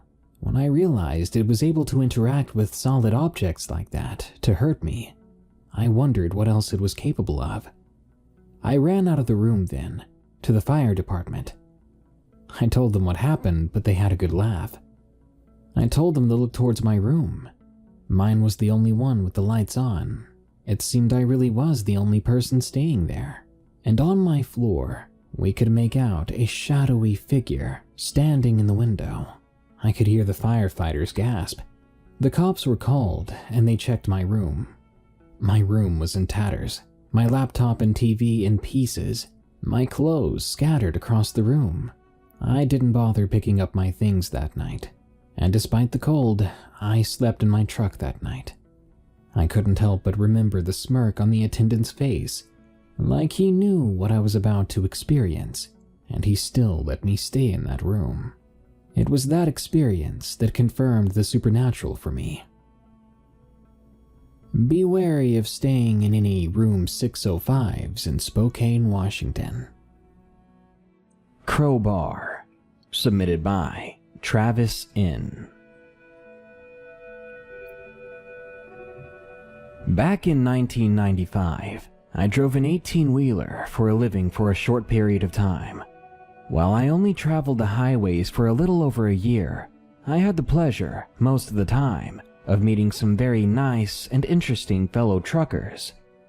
I don't recall where I was when this story was relayed to me, but I remember it was very cold and late as I pulled into a small truck stop somewhere in the Midwest. I applied the rig's safety brakes and left her running while I ducked inside for a shower and a bite to eat. So after a filling of greasy yet hot meal, I lounged back sipping some of my hot coffee, counting the miles in my head and trying to do the math on my ETA at my drop site the following day. Satisfied I could afford the time to rest a while, I lounged languidly in the booth sipping my coffee and barely listening to the light sound of some music flowing through the small quiet truck stop, interrupted periodically by a noise from the kitchen or the waitress's chatter with another customer.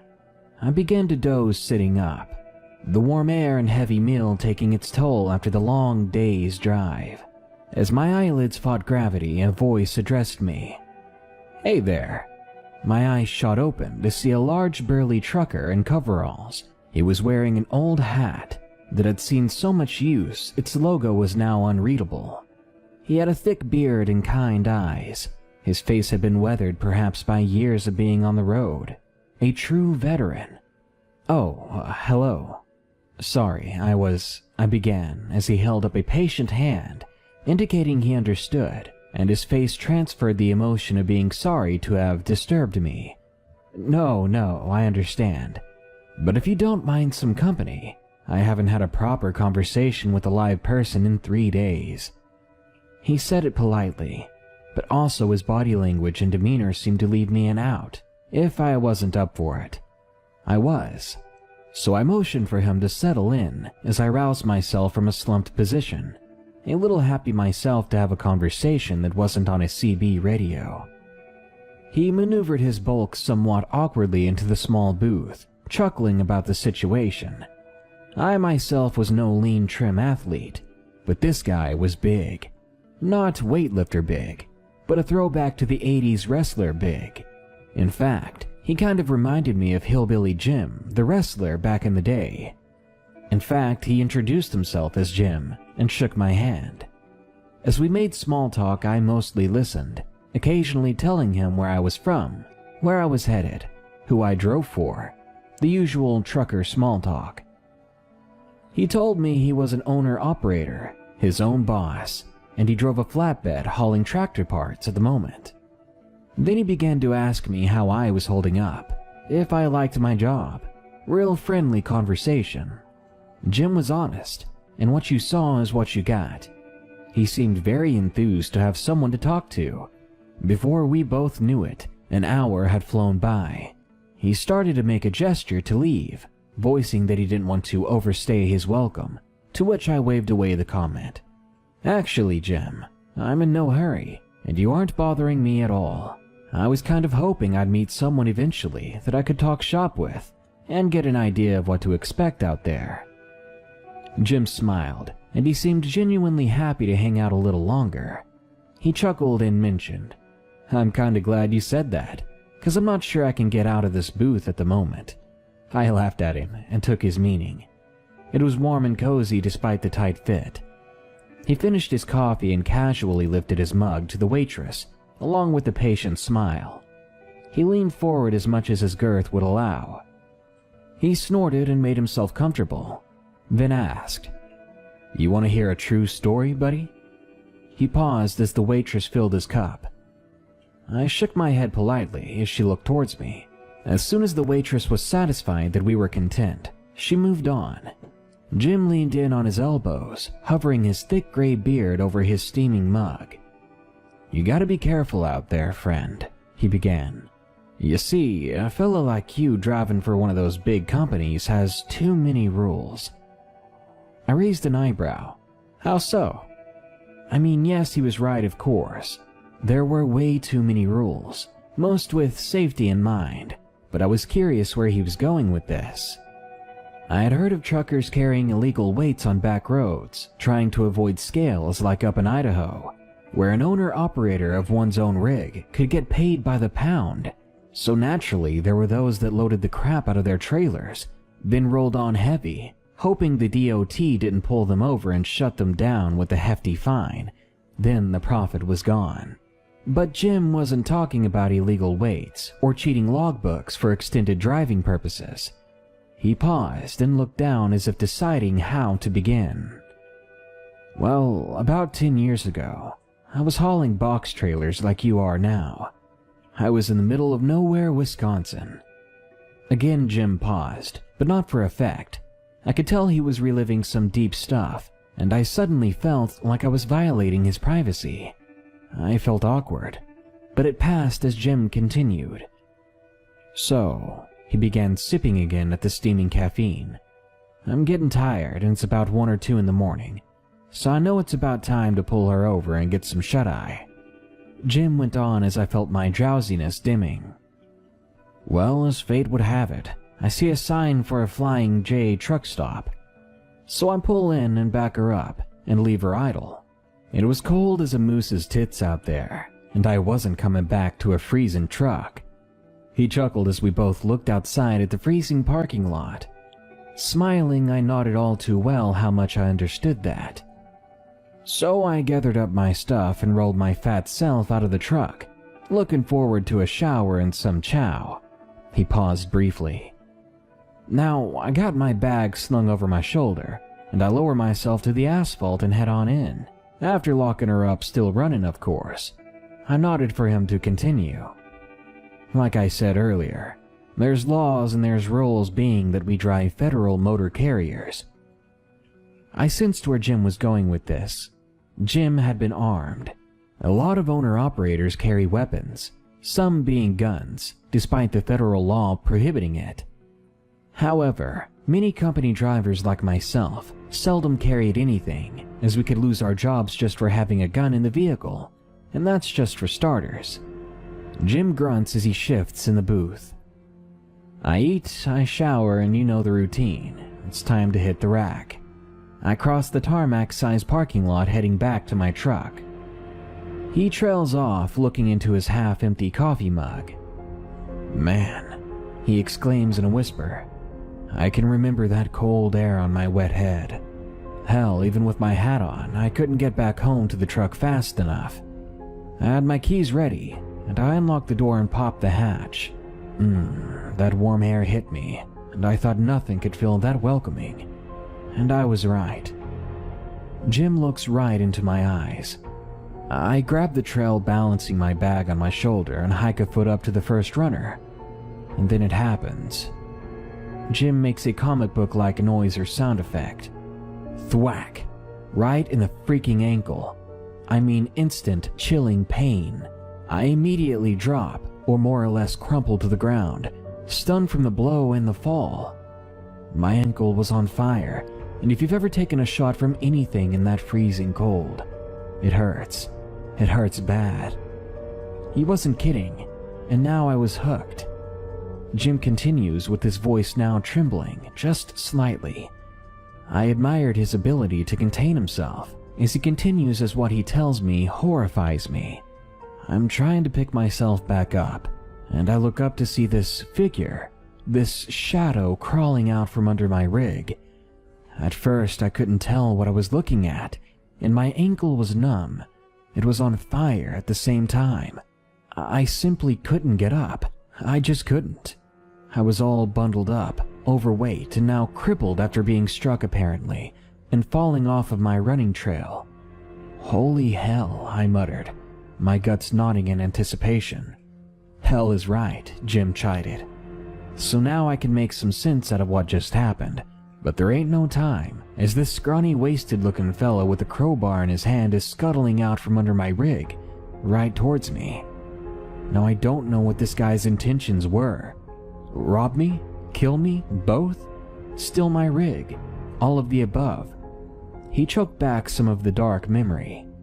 This guy is crawling out from under my truck, and he's almost cleared the running board, which will give him a much better position of opportunity concerning my potential fate.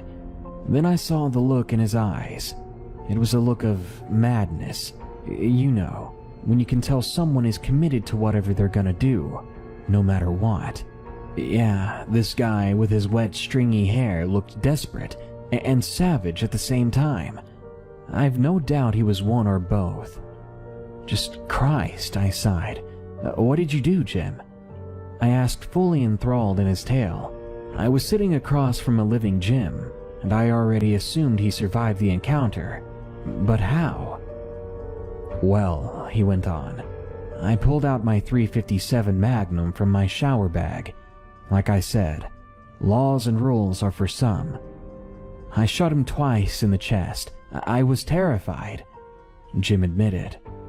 Freaking terrified, and in some serious shock. Well, I hit him both times, and needless to say, the encounter was over, just like that.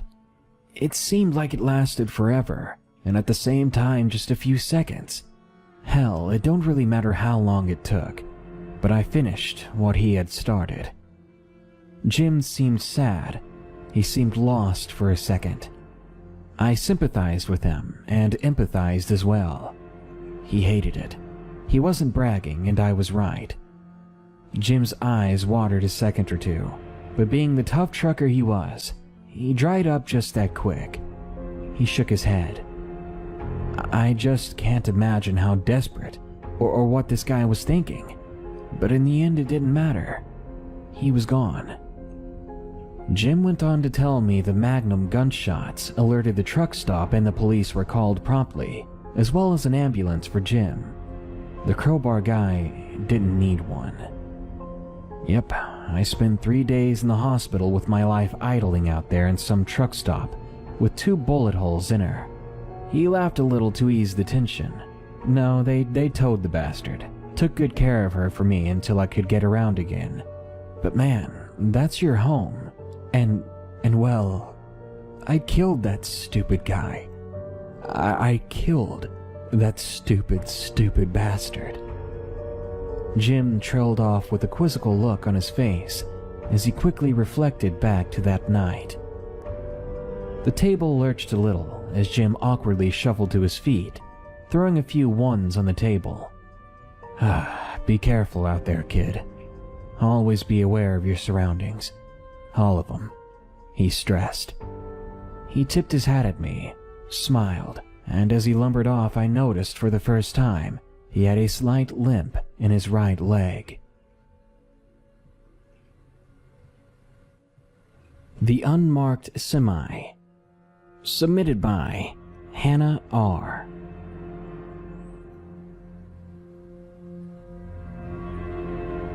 This happened about a decade ago, but I remember it very vividly. I was 16 years old, and it was May 20th of 2008. My mom and 2 friends and I were on our way over the Cascade Mountain Range to see our favorite band in Seattle.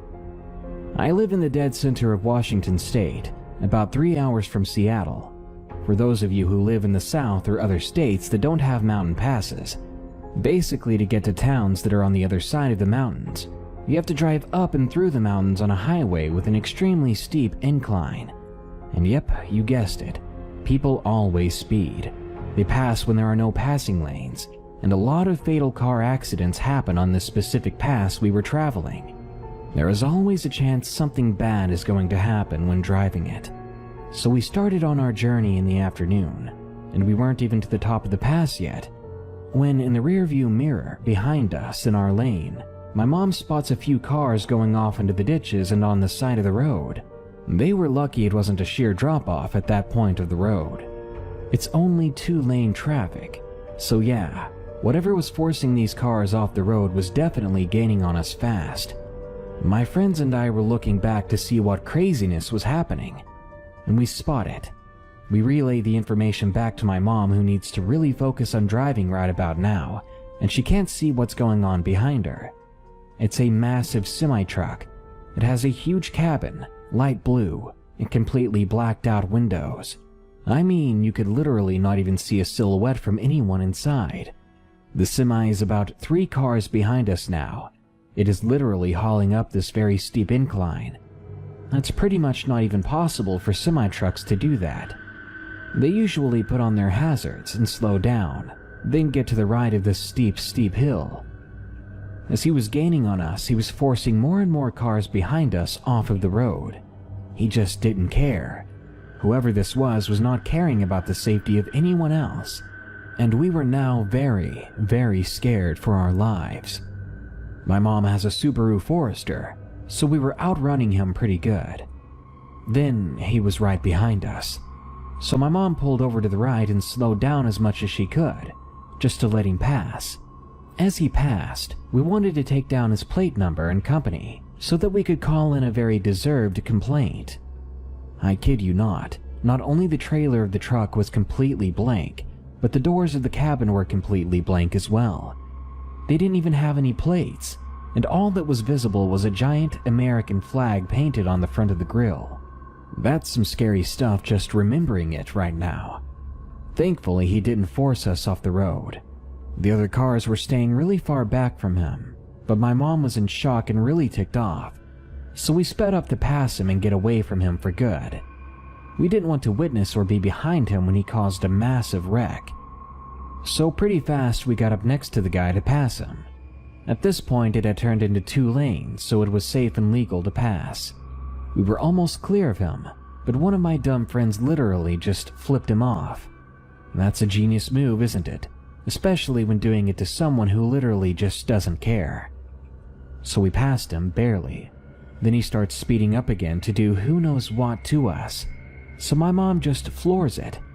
At this point we were close to the top of the pass, which levels off and then starts to descend down the other side of the mountain. There's always a pull-off area to the right, so she just floored it into the dirt area as close to the edge of the woods as she could, then slammed on the brakes, all at the same time telling us to get out of the car as fast as possible and to run into the trees. This was serious. The car wasn't even fully stopped yet as we flung those doors open.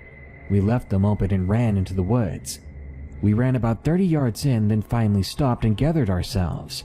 We were so scared to go back to the car because what if he had stopped too? Who knows what's happening at our vehicle? But we had somewhere to be and the clock was ticking. So after a few minutes we went back, and thankfully there was no sign of him and regular traffic was on the road, which was such a sight to see, considering we could have been pancakes just a few seconds before. After we did get back on the road, only a few minutes later, we passed 3 different cars, all of which looked like their rear ends had been crushed. We then called 911. We told them what happened and where the scene was. Then we described the semi-truck to them, and hopefully they would catch this psycho that didn't have any business being behind the wheel of something so big. To this day, we really don't know who was driving that thing or what they had in their trailer, but it couldn't have been anything good. By the look of things, about how they just didn't care about anyone else, that they just wanted to get to their destination faster than possible. I'm sure they were hauling something illegal, or just something scary. Who knows, but it still gives me chills. That blacked out cabin with the American flag. We survived and made it to the concert, and I got attacked in the mosh pit. It was a great night altogether. In the end, all I want to say is to be safe on the roads. I suggest you hold back your road rage and not pick fights with other vehicles. It's difficult sometimes, but you just never know the scary people and unknown things out there. Who knows when you'll flip off the wrong person, only to have them blindside you in your car out of nowhere. Trucker Encounter. Submitted by Nick.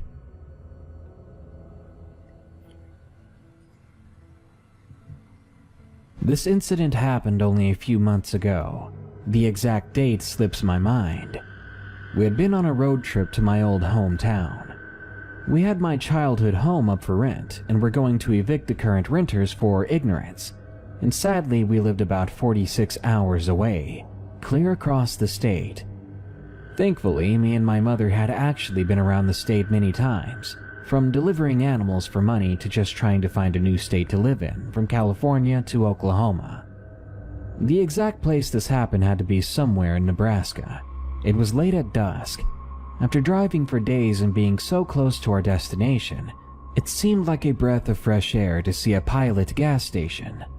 Bright yellow lights made the place look like a little inn, especially with the mass of big rigs that seemed to make their home for the night there. Now, when we got there, I probably looked a bit peculiar. Bi-colored hair and totally greasy looking. The immense heat was a horrible drag, but the dimming night cooled it to a comfortable temperature. Going into the rather big establishment, I beelined for the restroom so I could fix myself up. I ran into a big hunk of a driver exiting the open shower rooms. I didn't pay much mind to him. At the time, I was just too concerned with myself. I may have noticed that he took a second look at me if I hadn't been so distracted, but I would later find out after the incident. After caring for myself and getting a drink, I went outside to cool off. We had parked off to the very edge of the big rigs, but I wanted to stretch my legs out, so I decided to walk around the fully shut down and supposedly sleeping big rigs. The majority of the running ones were parked in the back, which I made sure to stay away from, as to not interrupt or be in the way. My mother was content doing her scratch-offs in the truck, so I decided to take my time, knowing it would be a while before we absolutely needed to go. The night air had finally cooled down, and I was lounging down with my Gatorade bottle when that same big rig driver walked by, to which I gave a casual wave, something we do to everyone, even strangers. I didn't feel creeped out then, just a tad bit of anxiety, since I had just run into the guy, but again I ignored him. It wasn't long before I decided to go back to the truck. I moved my way past through the big rigs to reach the truck quicker.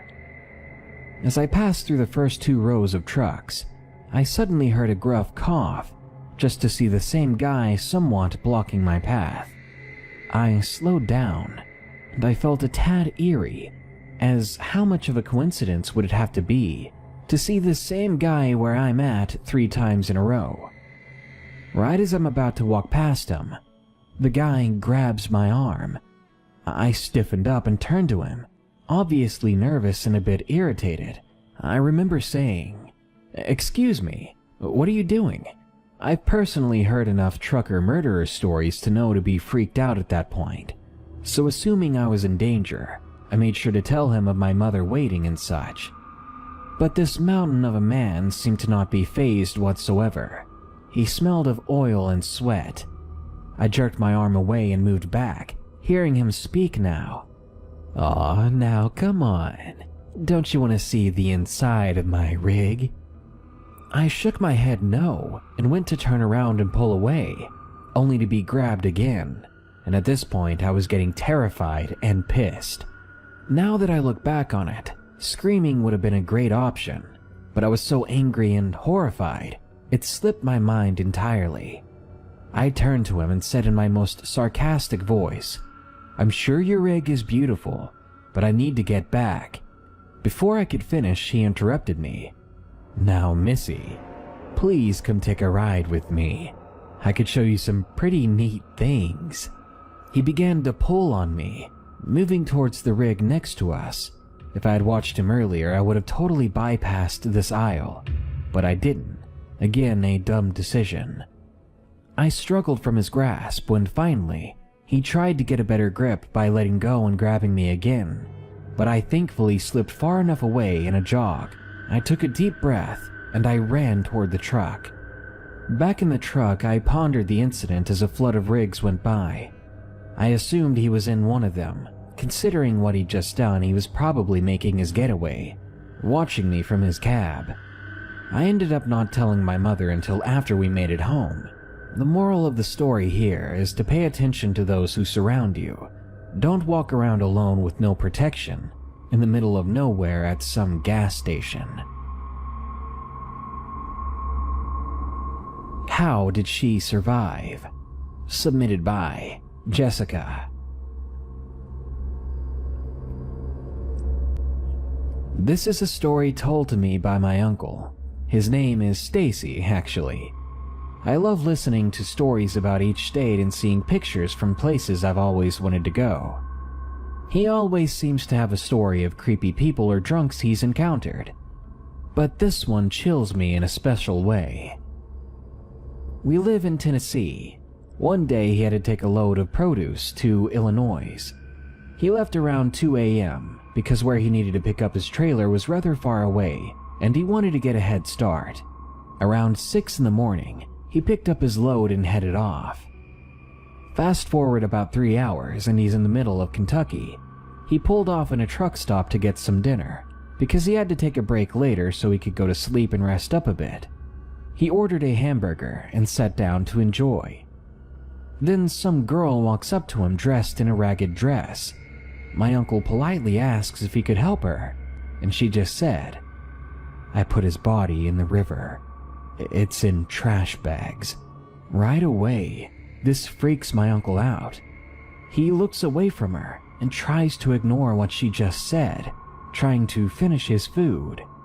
But she sat next to him and stares at him. When he finishes, he asks the server for directions to the nearest gas station. She told him where the next one was, and when he goes to head out, that same girl was waiting for him by his truck. He asked her to please move so that he could get inside, and she replied, "No, don't you want to see the bodies? They're just across the hill in the river. They've been there for about a week. Why doesn't anyone want to see them? They have the same horror on their faces as when I slit their throats." Now my uncle just pushes her out of the way, then crawled into his truck and locked the doors. He figured it was probably a prank and decides to go to the gas station for a bottle of water. He stops off at a 7-Eleven and got a 6-pack of water. But that same girl was still outside his truck, which shouldn't have been possible in that time frame. He was ready to finish and go home, so he tells the girl to get the hell out of the way, to just leave him alone. He says this time he noticed her eyes. They were red, and the next moment he blinked, the girl was gone. My uncle got into his truck, drove to the shoulder of the road and just parked it there. He felt like he needed to be out of the way if he was going to get some rest, and after seeing something like that, it took him a long time to finally get some sleep. He had probably been resting for 2 hours when he heard his truck door violently try to be opened.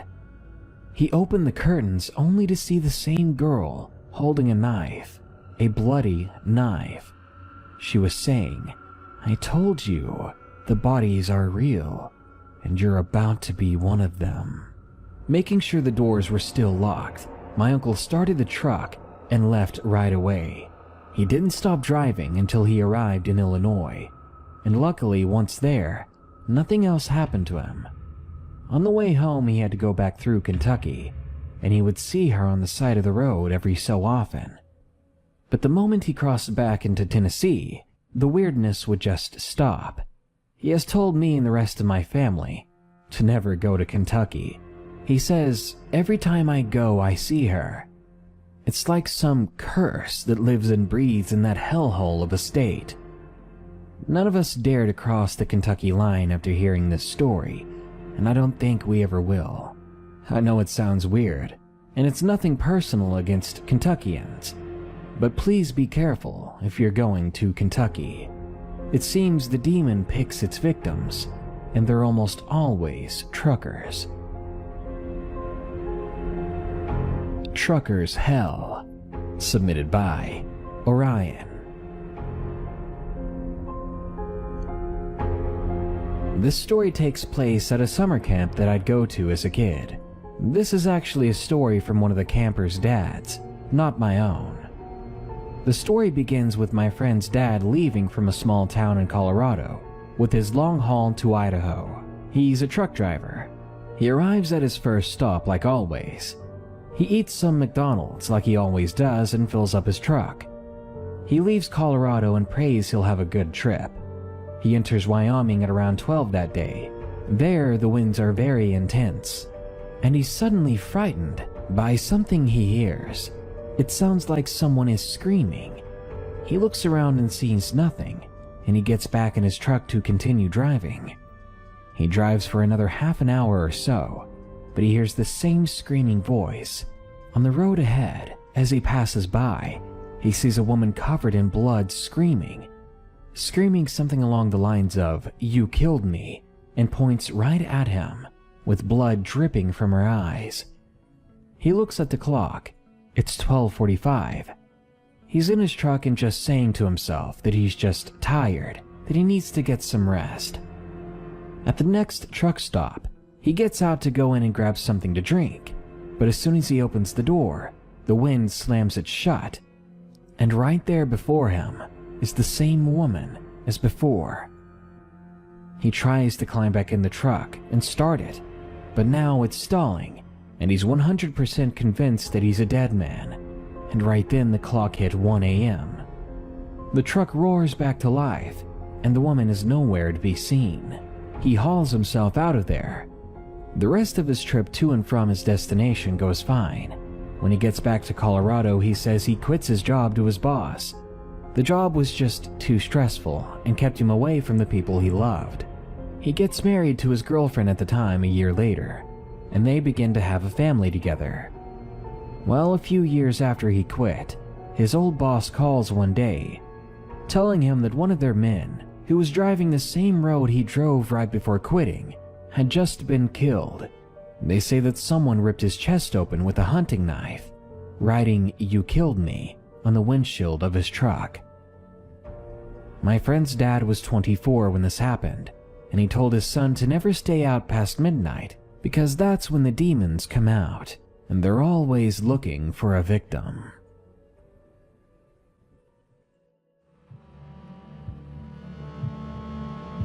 The Man at the Truck Stop by Midnight Follower.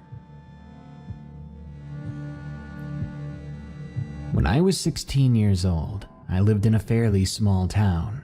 So small, in fact, you could easily walk from one end of the town to another within 30 or 40 minutes. There wasn't much to do on a Saturday night there during the hot summer, and when a close friend of mine called to say a few bands were playing, I jumped at the chance to do something. I quickly got ready and walked to meet her at a gas station across town for some fine truck stop food before the show. During the walk, I had my headphones in, but I couldn't shake the feeling of being watched. I would stop to look around, but no one was there.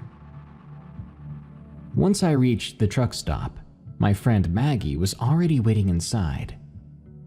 I went inside and told her about the weird feeling I had as we grabbed soda, chips, and hot dogs. As we were grabbing those hot dogs, there was a man standing next to the machine. He was extremely tall and was wearing a hoodie. It struck me as odd. It was summer and an extremely hot one that year. He smiled at us and asked, "What are you two doing tonight?" "You know, whatever we can around here," Maggie replied. The man said, "Ah, how old are you girls?" 16, why?" I stupidly asked. Wish you guys were older. There's a party going on, and I still might be able to get you in if you're interested." No thanks," Maggie replied. "Are you sure?" He insisted. "You two look pretty hot tonight," he asked in a low voice as he began to walk away. We watched him pay for whatever he had, then he walked out. Feeling a bit creeped out by the guy, we waited around for 10 minutes, then paid for our food and left. As we were walking out of the truck stop entrance, we looked in every direction to make sure the guy was gone, and we didn't see anything. Feeling safe, we began to walk where the bands were playing. The place was packed. We watched the shows and had a good time, and by the time everyone was leaving, the sun was beginning to set, and it was getting dark. Maggie decided to stay the night, so we were starting to head back to my place. When we got there, we were getting settled in for the night. I put in a DVD and we were going to sleep with it playing. A few hours later, I heard movement which woke me up. That's when I saw a dark figure standing outside of my window. Whoever they were, they didn't know that I was awake yet, and they were trying to get the screen off of my window. I screamed as loud as I possibly could. Maggie jumped up and huddled close to me, asking me what happened. But then she was just as petrified when she saw the man at the window as well. As I finally snapped out of it, Maggie as well, we sprinted out of the room, nearly running into my mom, who was running out of her room, who then proceeded to ask us what was going on. We explained as quick as we could what was happening. We locked ourselves in her room as she dialed the police. The house went creepily silent. It only took about 5 minutes, but it seemed like a lifetime. That's a bright side of living in such a small town. The cops make it over pretty fast. When the police came by, the guy was gone, leaving behind a massive hole in the screen in my window, as well as a large kitchen knife. Later on, we were packing up to move out of town, and I couldn't be happier. Except just before we left, someone left flowers at my front door with a note that said, "I can't wait to see you again." Though we never got a good look at him, based on his height, I'm pretty sure that guy was the same one we saw at the truck stop. Luckily, I never saw him again. I graduated at 17 and moved across the country shortly after. Even though it was about 15 years ago, I still find myself locking my doors and windows every night. And to the man at my window, I never want to see you again. Stranger at the Truck Stop by Shay. Before getting into this story, currently where I live, there have been posts on Facebook with people who have claimed to have been approached by people about Bibles and the Word of God. One woman claims she was approached by a female and asked about the Bible. She declined, but then was followed through 4 neighboring towns until she finally pulled over into a police station. She watched the vehicle that had followed her pass by slowly. She saw the woman in the front seat, and in the back, there were several large men staring at her. This took place only 15 minutes where I live. Turns out, they were human traffickers. With that being said, I'm a 20-year-old female who has been doing late-night shifts for the truck stop I work at. Normally, I'd work mornings and never alone, but we're pretty short-staffed, and I'm one of the bosses, so to speak. So I picked up these shifts until we hired new bodies. Now I see a lot of different characters here. Drunk girls coming in asking if they can have a smoke. Teenagers yelling at me for not selling them scratch-offs or Swisher Sweets. You know, the typical gas station kind of stuff. One night, my coworker came in and I was finishing up counting my drawer. I was about to take out the trash after that, so I could clock out and leave for the night. I forgot to mention I'm 5'3", so I definitely don't look too intimidating. This guy that came in the day before, I believe he was from Brazil or Cuba, needed my help with an ATM that we have inside. He had a thick accent and was covered in tattoos. I'm describing this because as I'm finishing up my work, the guy comes in and walks up to the counter. He walks up to my coworker and he asked where he could buy some weed. He's staring at both of us, and I couldn't help but feel that this was a huge red flag. After not getting an answer, he walks out the front door. I finally finish putting the coins into those little dispensers and go over to all of the trashes and start bagging them up. As I'm tying one of the trash cans, one of the ones outside, he comes over to me. "What time are you out?" "Well, whenever I'm finished taking out the trash." "Meet me outside when done. We can smoke and talk." Another red flag. I stared at him and responded, "No thanks, I need to get home after work."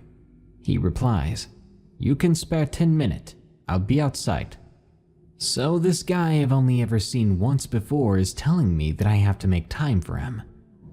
I roll my eyes and take out a round of trash and go back inside to clock out. I was thinking of going out the emergency exit, but perhaps I was acting irrational. I called my then boyfriend and told him what was happening, and he was more paranoid than I was. Neither of us had any idea what to do. I was walking toward the door, and I assumed since I parked my car in front of the store, I could just make a run for it. It would take me all but 5 seconds to get from the door to the car. So I'm at the door, and I can see him standing outside smoking a cigarette right next to my car. Immediately I thought, how in the world did he know that car was mine? Now I'm in full panic mode. I tell my coworker and he's sketched out too, so I waited inside longer and backed up the little trashes we kept at the register so that it would look like I was still busy. I then go outside and he starts walking the opposite direction towards his car, and I flat out run to mine, unlock it and lock it as soon as the door opens. I then look over to where the man was. He's standing at a van, and 3 different guys are climbing out. Huge guys, wearing the same black jackets, and they're all walking towards me. The guy from before is motioning me with his arm angrily for me to get out of my car. At that point, I couldn't help but notice that one of the guys was carrying a pistol. I was terrified, and I peeled out of the parking lot. They climbed back in their van and began to follow me. I was crying. The police station was back the other way, and I was afraid to turn around, so I took them down some back roads I knew of. When I finally lost him, I turned around and made my way to the police station, after which a very nice officer followed me home. Luckily, I haven't seen a trace of that guy or his van. Never have I been so scared in my life. Always check your back seat before you drive. By the Mango. Everything was safer back in the day is something the generations before us always liked to seemingly brag about, as if all the evils in the world have only just manifested. My mother recalls on these times as she drives my best friend and I to the King of Prussia Mall after school one day, stressing stranger danger in the buddy system the entire drive there. My friend and I joke around with my mom, saying how nothing bad has ever happened to us, anyone we know, or even really in this area. It's actually a pretty great and safe place to live. She lets out a loud laugh that ends with a prolonged sigh and reminds us to not be so naive, that danger lurks everywhere, even in an area as beautiful as ours. Girls, she stared at me with an all too serious look in her eyes. You don't know this, but a man tried to take my friend's life in Valley Forge. What? When? I wondered. My friend Gabrielle and I started stammering over each other. We just had to know more at this point. We were both a bit dark, not to mention our houses are literally on the border of the park itself.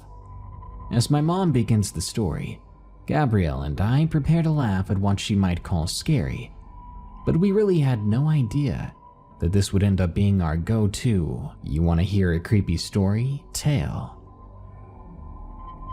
During the 70s, on a typical Saturday night, my mom and dad were out partying, drinking, and dancing like their hippie lives depended on it.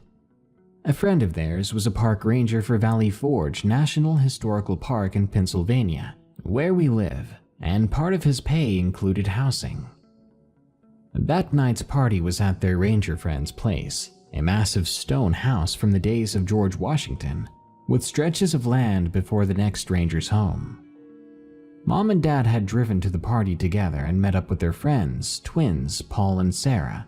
After a few hours of partying, Sarah had begun to nag Paul that she was tired, and it was time for the both of them to drive home. Paul, not wanting the night to end just yet, was able to swindle a ride off of my parents so then Sarah could take the car they shared and drive herself home. My mom recalls that Sarah was a bit annoyed with this, as she wanted a driving companion, but they argued that their homes were all within minutes of the park, so that it was pointless, and that Sarah was just being her typical whiny self. She had a bit of a reputation as being stuck up, and my parents saw no reason as to why someone had to accompany her, so Sarah went off alone.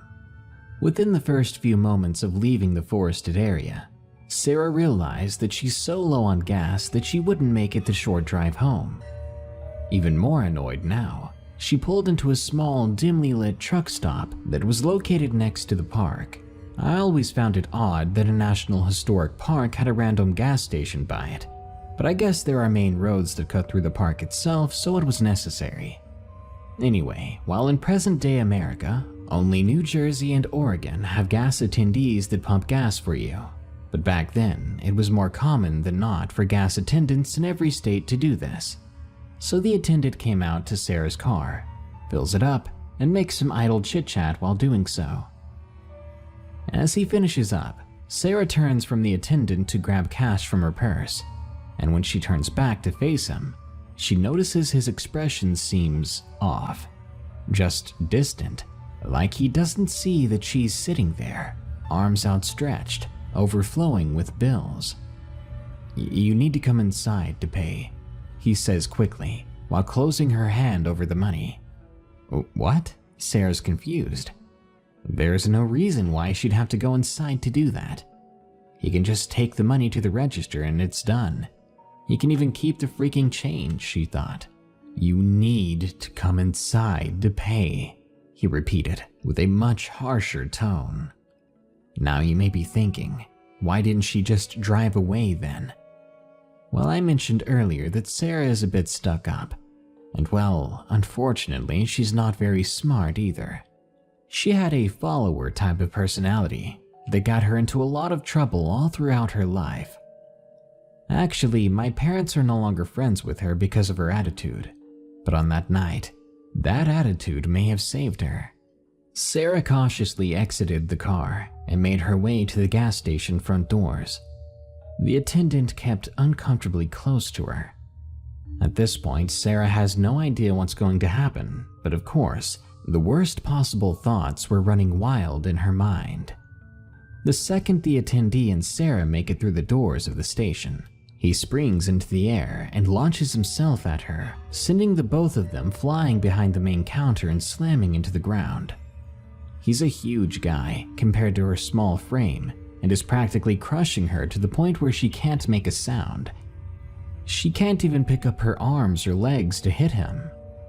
Listen to me, the attendant gasps through forced breaths.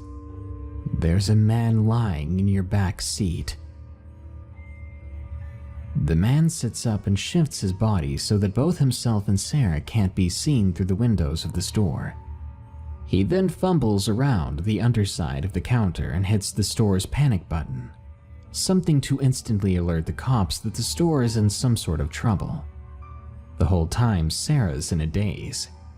Was there really a man in the car? Why? Were they from the party? What did he want with her? The guy was holding a knife. The attendant explained to me. I had to get you out of there. Within a few minutes, the parking lot was flooded with red and blue lights. Both cops and park rangers alike had showed up, as I'm sure that was the first and only time that the panic button was ever used. Sarah watched, horrified as the police pulled a man from the back of her car, someone she had never in her life seen before, and in fact, he had a very large knife in his hand. The attendee later told police that while pumping Sarah's gas, he had seen a glint of light and looked into the back of the car to find the man lying down with the knife pulled close to his chest. He stared back at the attendee and smiled. The attendee was afraid that if he said anything, the man would go into a rage, taking Sarah's life right then and there. Afterwards, Sarah and her family were so shaken up, they preferred to just pretend it never happened. After profusely thanking the superhero gas station attendee, of course. The backseat psycho was released on bail and ended up fleeing the state. My mother and her friends never found out what became of the guy. I heard this story shortly before turning 16. For a year or so, while being a new driver, I always checked my back seats before getting into my car. It petrified me.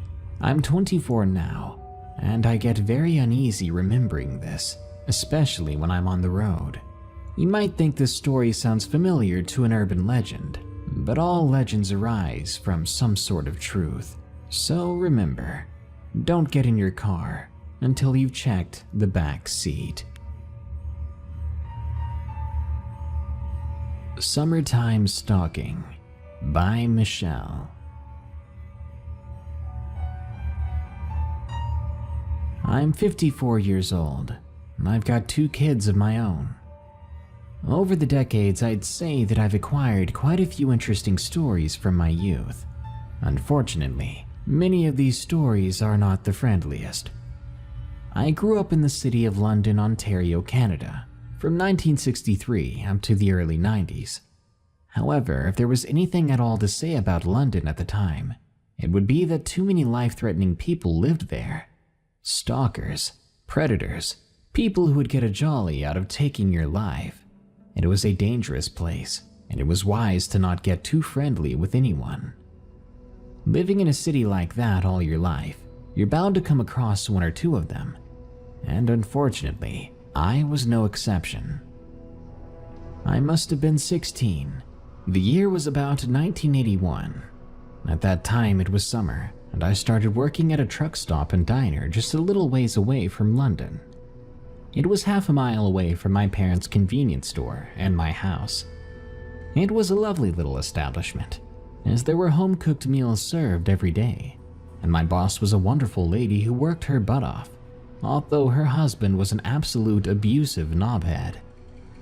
There were about 6 or 7 of us working there at the time. For a while there, I enjoyed the job. The boss and coworkers were very kind to me.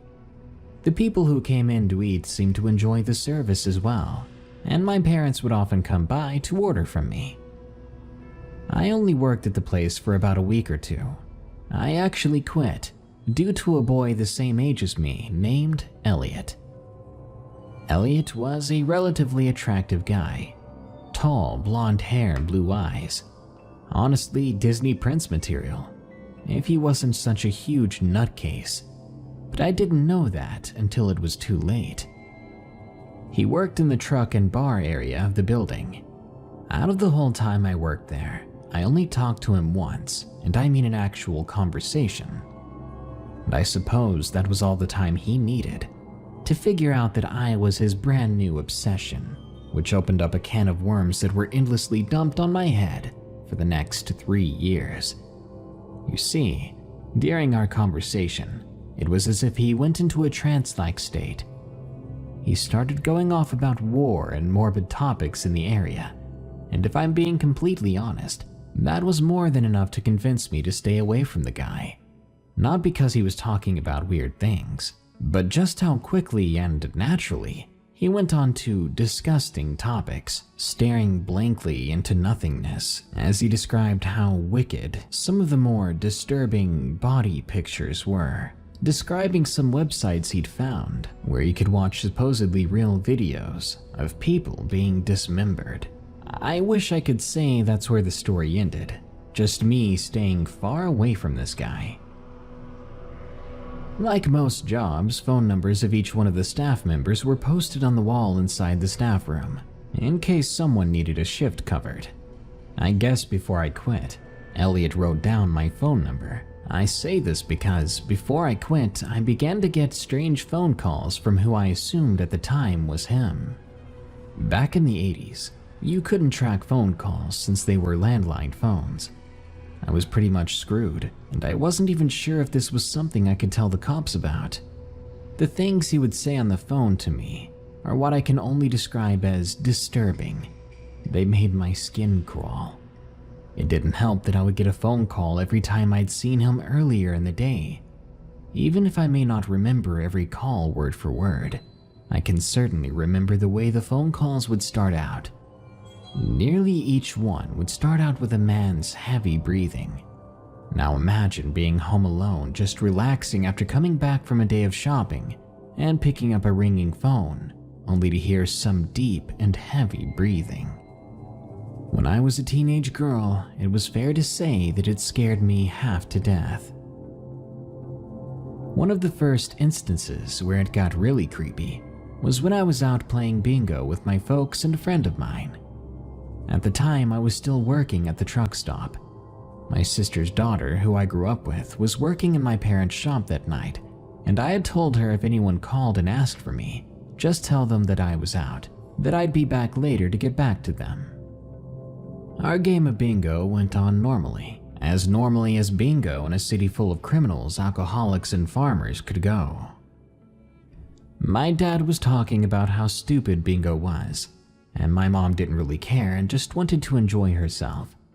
My friend and I were holding back the urge to yell back at my dad for yelling at bingo, and believe it or not, we were having a great time. That was my family for you. As fun as it was, on the drive home, it was unavoidable that we'd have to drive past the area where Elliot lived. I just continued watching our surroundings when, out of nowhere, Elliot appeared on his bike and acted as if he was going to head-on collide with us. All of us knew he was a strange guy, but I did not expect him to endanger himself like that. When we got home, my niece explained that Elliot had called a dozen times wanting to talk to me, which I now realize Elliot was riding his bike after having stopped at my house. Long after I quit working at the diner, I was working with one of my friends at a kiosk restaurant in a Walmart that day. One of my coworkers spotted a man hiding in the racks of the ladies' clothing department, which was right across from us. My coworker said, "That guy's been staring over here for quite some time now." I was skeptical and a little bit freaked out. I had no clue what she was talking about until I turned to see Elliot himself hiding in the clothing racks of the ladies' wear. I felt straight up like puking. What was worse was that since there were no buses going out of the area of London that I lived in, I had to thumb a ride home. I ended up getting off early after explaining to my manager what was going on. It wasn't a surprise to me when I got yet another one of his calls. His voice sounded different, like he hadn't drank water in days. It was so raspy you could hardly understand him, but nonetheless, I was mad. "Miss me." He growled darkly into the phone and began to call me vulgar names. I really didn't care for this guy, but it seemed like he was going to follow me everywhere. It was a week after when I finally lost it on him. I was working in my parents' store and he walked in. I recall him buying a drink for himself. That evening, like every normal phone call I got from him, it started off with that heavy breathing. Before this time, I butted in. "Listen, buddy, I know who you are, and I know where you live. Stop calling before I get the cops at your door. Then maybe we can see how you like being harassed." I don't think you could blame me for getting so mad. At that point, it was already publicly known that Elliot was a psycho. He spent most of his time stalking me, until finally, he was caught behind a local pub in downtown London with grenades strapped to his body and intended to set them off on himself inside the pub. Eventually, after he was released for that, he began to shoot up a bunch of low-rent townhouses in the area, aiming to take anyone down with him. And according to records, a baby in a crib got hit and nearly lost its life. A police standoff ensued until Elliot ended himself. Despite the years I was tormented by him as a kid, there is one thing about his passing that makes me a little sad to think about. Nobody attended his funeral. After all these decades, I haven't thought of those 3 years that much. I moved away to British Columbia and I haven't been back to Ontario at all since 2003, when my dad passed.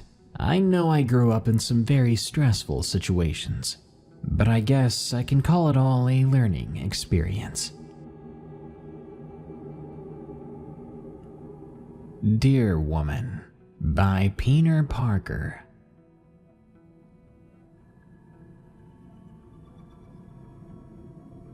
I worked at a truck stop diner for about 5 years, and I've seen and heard a lot of weird things. I guess that's what happens when you work around a lot of truckers. They tend to get lonely and want to talk a lot, and end up sharing a lot of their stories. But oddly enough, at our location, one of the most common stories I heard was about the Deer Woman. Bizarre, right? It's exactly what it sounds like. These truckers all had very similar experiences. They'd be driving on the road. They were getting extremely tired and waiting for a truck stop when they'd see an extremely attractive woman on the side of the road. She'd look the same in every case: medium length, well-kept black hair and light sky blue eyes, the kind of eyes you could see in the night. She would appear to be hitchhiking, give them a smile as they were about to pass by. She would wave at them, but the last thing they felt compelled to do was to stop. Despite her innocent appearance, all these men shared the same emotion during their experiences, and that was immense fear. Now, some of the guys I talked to didn't look back, but one of them did. As he sped away from the woman, he happened to glance in his side view mirror, and what he saw was no longer a woman. Instead, it was something that stood hunched over like some sort of abomination, with antlers protruding from its head. He was too far away then to see it in detail like before, but it was plenty enough to keep him speeding down the road. I'm not here just to share other people's stories, because I had an experience. I think I saw the Deer Woman myself. I was just finishing up work at the truck stop one night. The station is open 24/7, but I always get off at around midnight, depending on how much work I have left. That night wasn't so bad. By 12:05, I was walking toward my car near the edge of the woods in the parking lot. When I made it to the door, searching my pocket for my car keys, I eventually looked up, and that's when I saw her. A woman standing at the edge of the forest. She appeared to be staring up at the moon. I was startled at first because I wasn't expecting to see anyone, but then I spoke up. "Do you need some help, miss?" I asked nervously. She didn't look over at me. Instead, she turned to face the woods and walked into them. And as her lower body came into view, which had been intersecting the top of my car from that perspective, I couldn't breathe. Her legs were deer-like. I couldn't believe what I was looking at. As soon as she disappeared into the woods, I climbed into my car and I drove home. Instead of going to bed like I usually did, I spent a few hours watching TV, trying to clear my mind. I never saw her again. Yet, after that, I hoped I did. Part of me did not believe that what I saw was real, and I needed to prove it to myself. Yet, I never could. So let me say this. If you ever find yourself at a truck stop on an old lonely highway in Nevada, keep your eyes on the road, even if you feel eyes on you from nowhere.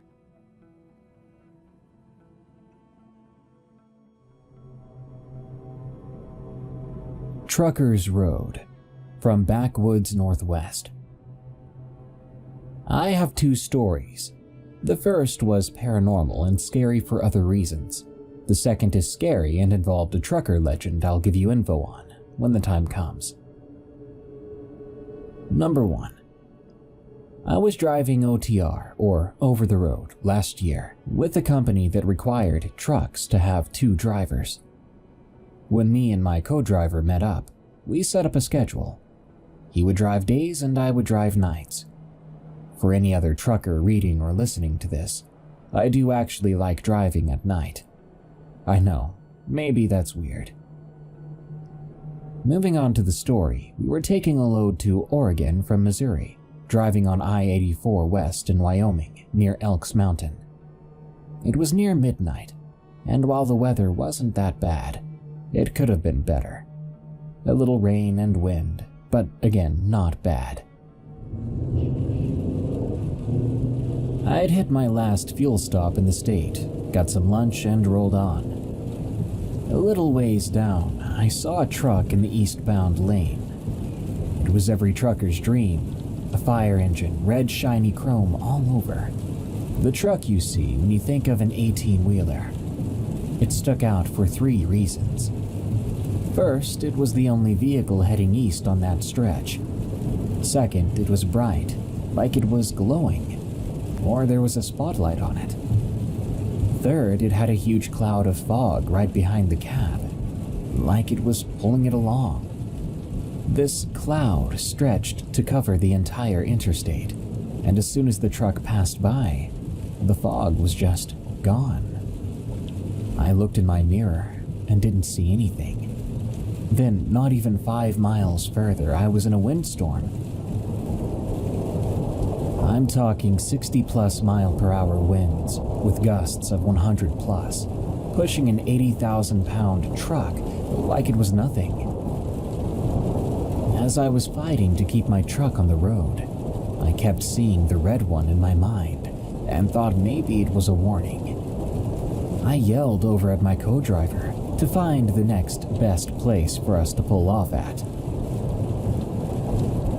10 minutes and 7 miles later, we were at a rest stop. We stayed there until late morning, all the while fearing the wind would still flip the truck. Finally, at about 10 a.m., the wind died down, and my co-driver took off as we went to the next truck stop for coffee and food. I kid you not, along the way we spotted multiple other rigs on their sides, next to the highway, due to the storm. So for anyone looking to drive across the country, if you see an old red and chrome ghost truck, you might just want to pull off on the next stop. This second story happened this week as of writing this. It also happened on I-84, but in Oregon. The event was when I saw the black dog. Now, some info on the black dog. It's a trucker legend. If you're running yourself into the ground by falsifying your logs or working a second job or something like that, then you'll see the black dog up to 3 times, from what I found out. It's said you see him if you end up falling asleep on the road. It's an omen that a fatal crash is on the way if you don't get off the road. The first time you see it somewhere, it's a warning to change something or stop. The second time, it makes you stop, putting an obstacle in your way or somehow sabotaging your truck to make you come to a stop in a relatively safe manner. The third time you see it, if you can bypass the obstacles or repair your truck and keep pushing on, will be a crash or fatal accident, killing you in some way or another. Now here's my experience. I was driving on I-84 in Oregon, talking to my wife via headset. That's when I saw it. I couldn't make out its features because it was a black smoke cloud running across the road. But the cloud was in the shape of a dog, large enough to stand above the roof of the car in front of me. My immediate reaction was, crap, as a chill ran down my spine and I got a bad gut feeling. My wife heard my reaction and my tone change. I told her I saw the black dog. She instantly knew what I was talking about, and being more superstitious than me, she asked how many times I'd seen it. I told her once, then slowed down and turned my radio off. I began to watch out for another. Luckily, nothing came so far, but further down the road, I did see a trooper with lights and sirens going back the way I came, followed by an ambulance. And I began to believe that that dog was not meant for me that day. Trucking has its dangers. From Matthew 64. I've been a trucker almost my whole life.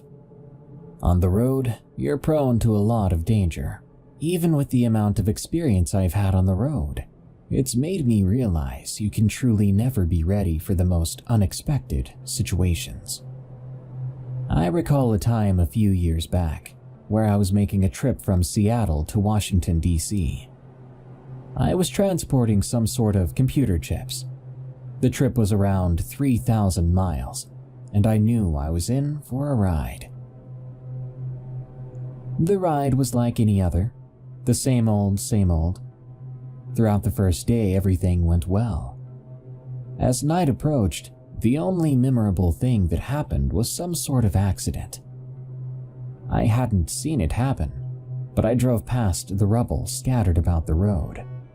2 trucks and a car. One truck had seemingly veered off the road onto the shoulder, running into a guardrail. Another truck had stayed on the road, but had notable damage on the front end, where the engine was located. What I saw next was the minivan. It had been driven right into by that truck and absolutely crushed from the back end. It was on its side in a ditch by the side of the road. I could only imagine who had been in it. As I drove through the swarm of first responders, I saw people being airlifted, while others had tarps put over them. It was a tragedy, one that I don't intend to get very descriptive with. At this point in time, I had become desensitized to the vision of fatal accidents. I had seen my fair share on the road, and did not look twice as I passed this one. It had begun to get darker at this point, as the night environment settled in. I had no trouble staying awake, but I couldn't brush off this odd feeling I had. That minivan had kept appearing in my mind. I didn't normally have difficulty forgetting about these sort of incidents, but my brain kept involuntarily envisioning what had happened when the truck had driven right into the back of that minivan. I could not shake this sense of sorrow that had come upon me. A recurring thought kept intruding inside my head. Were there children in the back of that minivan? I guess I'd never witnessed anything with a child potentially getting hurt before, so this was a new experience for me. I continued the drive, doing my best to not give any attention to these thoughts. Fast forward about an hour after this, and I'd gotten off at my exit, continuing down a more isolated road. With it being nighttime, the only forms of transportation I saw was the occasional fellow trucker. At some point when I'd been on the road with no other vehicles in sight, I saw something straight ahead on the road. I made them out to be silhouettes. As I came closer, they appeared to be 2 children, their expressionless faces searching deep into my brain. I began to get chills as my head had suddenly become flooded with emotion. The image of that minivan started to surge back into my mind. Every detail of its damage came to me, the blood, the viscera from which lay about the road, along with the rubble, had infested my thoughts. The visions and emotions I held continued to grow worse. Then, it suddenly ceased. As fast as it came over me, it had left. How unexplainable it was that in that brief moment of time I'd felt so much. Along with my thoughts, the 2 children had vanished into thin air, leaving the road once again deserted. I was shaken. I couldn't comprehend what had just happened. Not even a minute later, I knew I'd be sleeping that night rather than driving. I would just have to pick up where I left off once I woke up in the morning. I went to a truck stop and I called it a night. But the dream I had that night was extremely vivid. I found myself in a hospital, A child had been admitted into the emergency room, visibly in critical condition. I had only seen one child and questioned where the other one had been. Then it hit me. They didn't make it after the initial impact.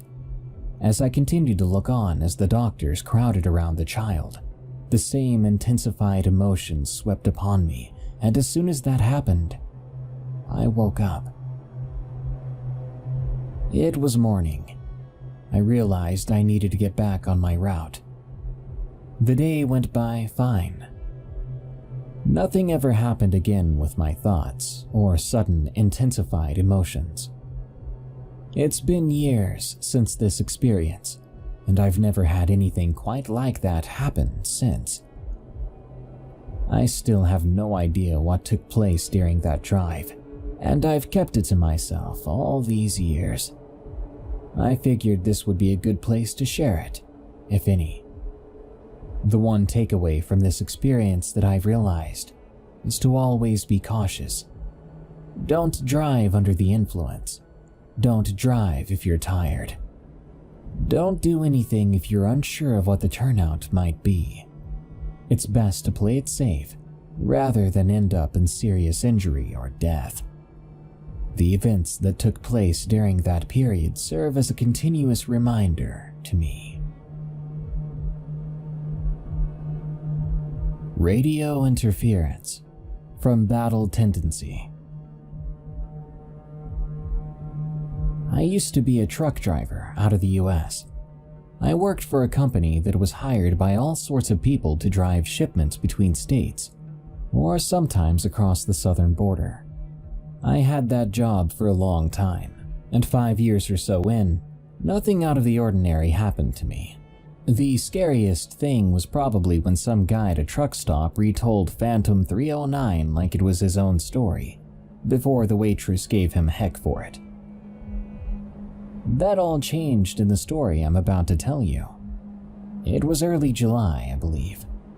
Late into the evening and the sun was almost set, but I still had good light, since it was summertime. I planned to put in another couple 100 miles before I pulled over for the night. I was driving down the road, blasting the FM radio as Carry On Wayward Son was playing. I remember it being right around the chorus when the signal began to get iffy. Even though the ground was nice and flat, the radio started cutting in and out. The lyrics would dissipate into static for a few seconds before snapping back in. It continued to get worse as I drove. Thinking that it was a range issue, I started messing with the radio dial. I turned it a few notches, landing it on 88.9. When I did, though, it was all static. No music whatsoever, even though I knew for a fact there was a station on that band earlier. So I swapped back down to the rock station I was on before. Annoyed, I realized that it was just noise too. I gave the dash a bang with my hand, trying to get it to work itself out, but nothing changed. Out of frustration, I cranked the dial all the way to the right, capping it at the highest frequency my receiver could pick up. Then I noticed the static was gone. I relaxed, knowing my radio was picking up something. Oddly enough, even though there was no static, there was also nothing playing either. I checked the volume on it. It was at its normal level.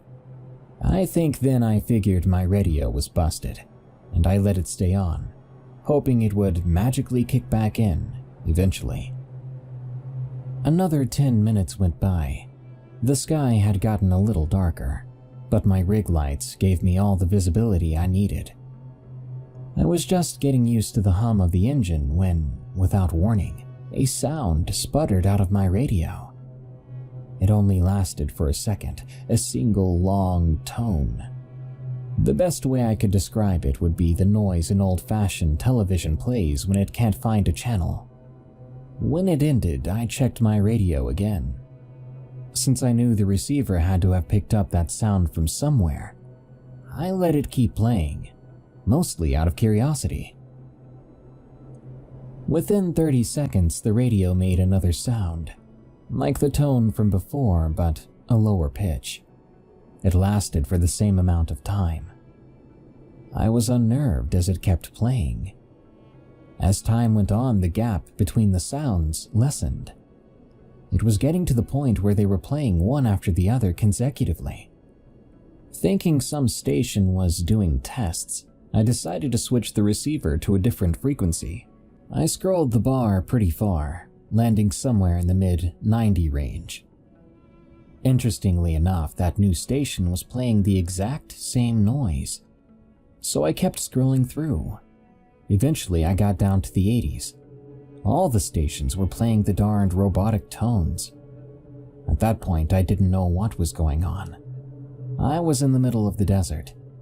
I don't know much about radio, but it didn't seem possible a lone source could be occupying every FM frequency out here. I decided to heck with it. I was a second away from shutting the radio off when the tones cut out entirely. Like, just gone, without warning. The sudden lack of noise made me stop my hand. Then something else came on the radio. Only this time it was a song. It took me a bit to recognize the lyrics.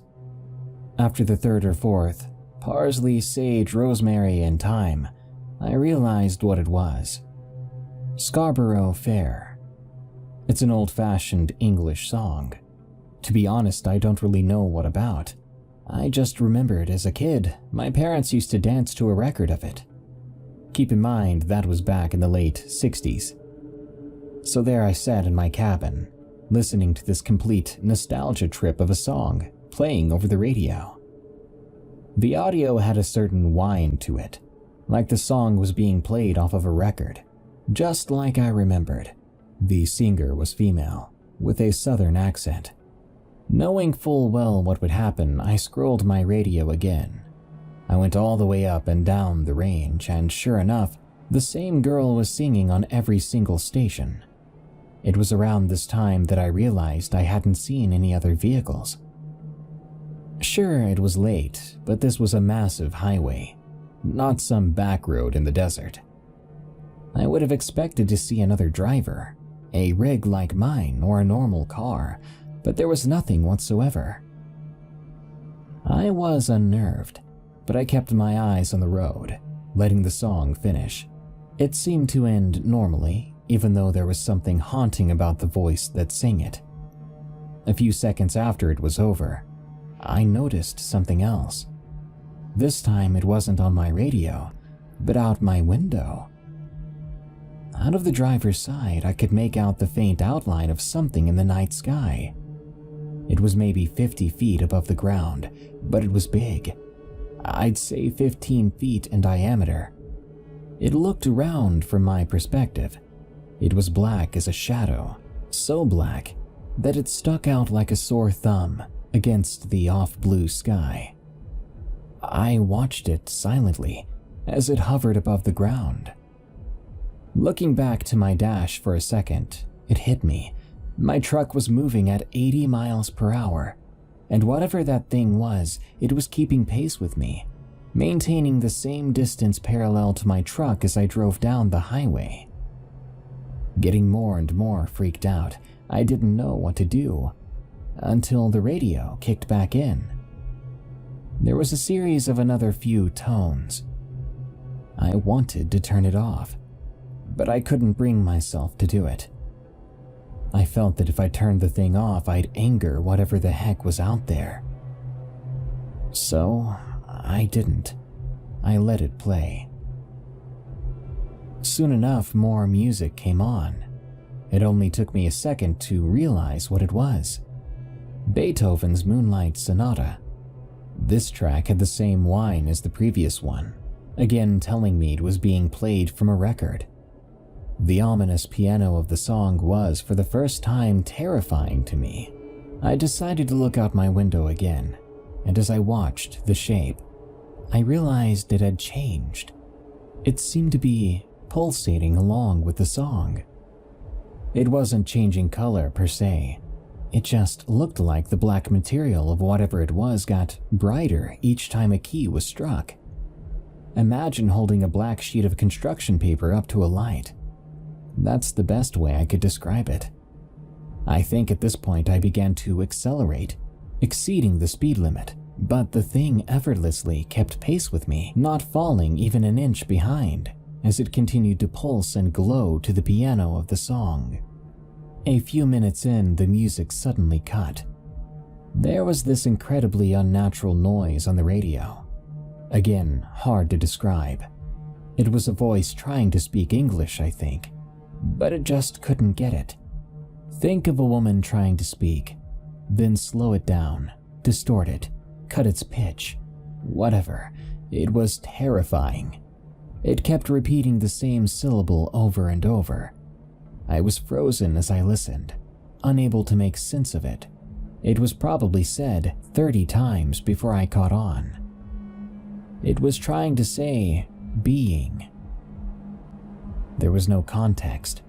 I was clueless as to what it meant, and just as I wrapped my head around the word, the voice stopped. Static returned. The radio buzzed for a second before cutting back in. This time it was so different. Have you ever seen those edits where someone cuts a bunch of different words from various clips and strings them together to make a sentence? It was like that, only the sentence made no sense. A whole bunch of voices, all female, kept saying random numbers and letters, one after the other. A6, L43, Z5, K886. I couldn't make heads or tails of it. I could see the shape pulsing in tune with each syllable as it was spoken through the radio. Then, without warning, it stopped. The radio returned to its static buzzing. Looking to my left, I could see the thing as it followed me, maintaining its speed. Suddenly, it grew in color, changing from a black to a radiating hot white. I couldn't bear to look at it any longer. My entire cabin was lit up. I remember doing my best to not touch the steering wheel as I covered my eyes. I hoped the rig would remain straight on the road long enough for me to recover. And sure enough, it did. Maybe 15 seconds later, I blinked as the darkness of the night was back. I gained control of the truck again. I turned to look outside one last time, and thank God there was no giant black shape hovering in the sky.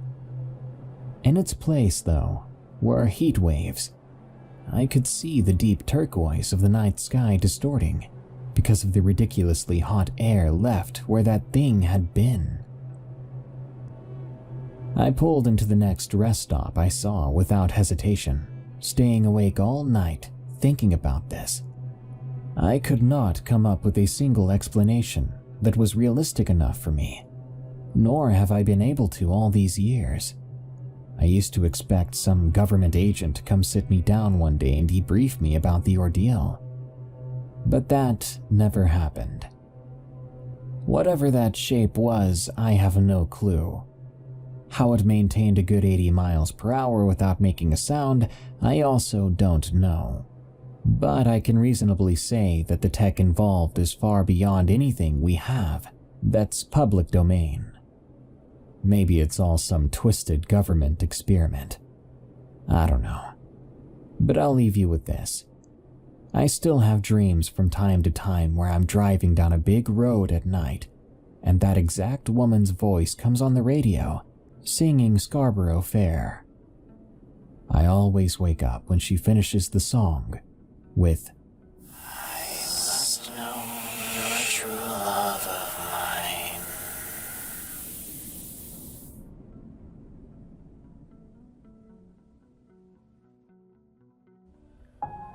The stuff you see and encounter is a mobile heavy diesel tech.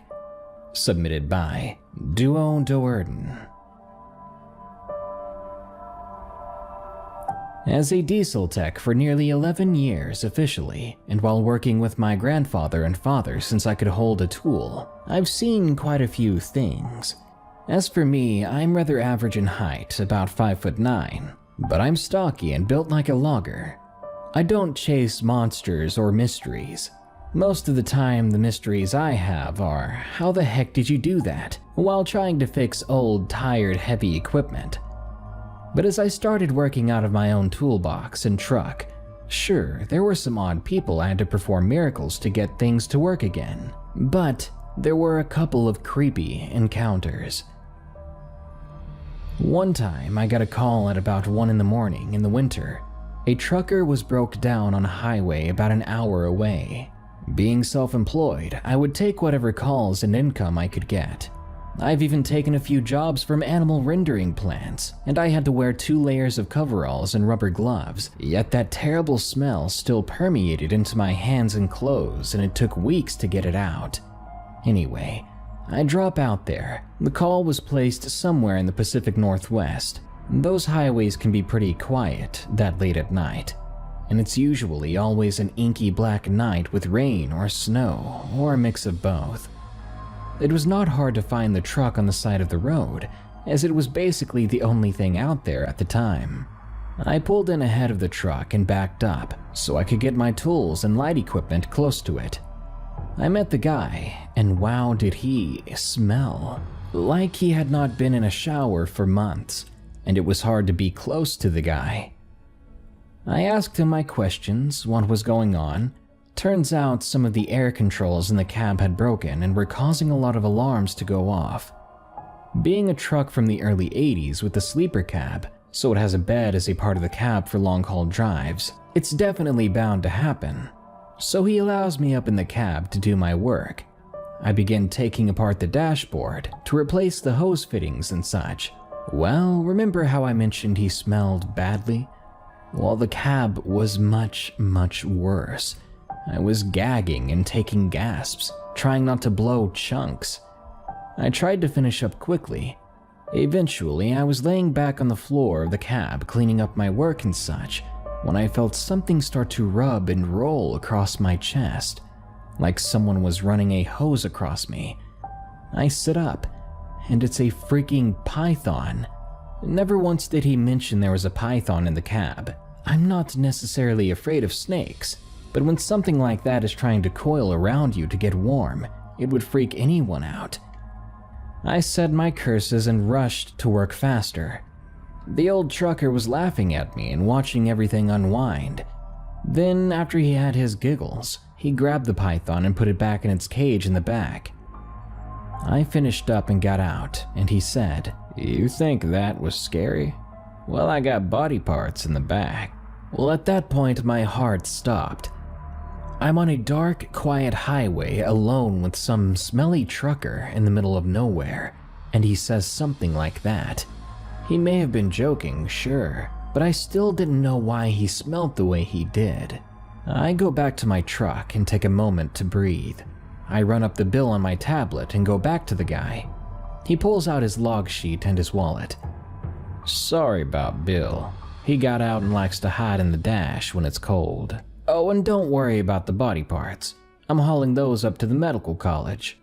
I just sighed and got my payment from him, then left. So the guy and his python were body haulers. That's nice.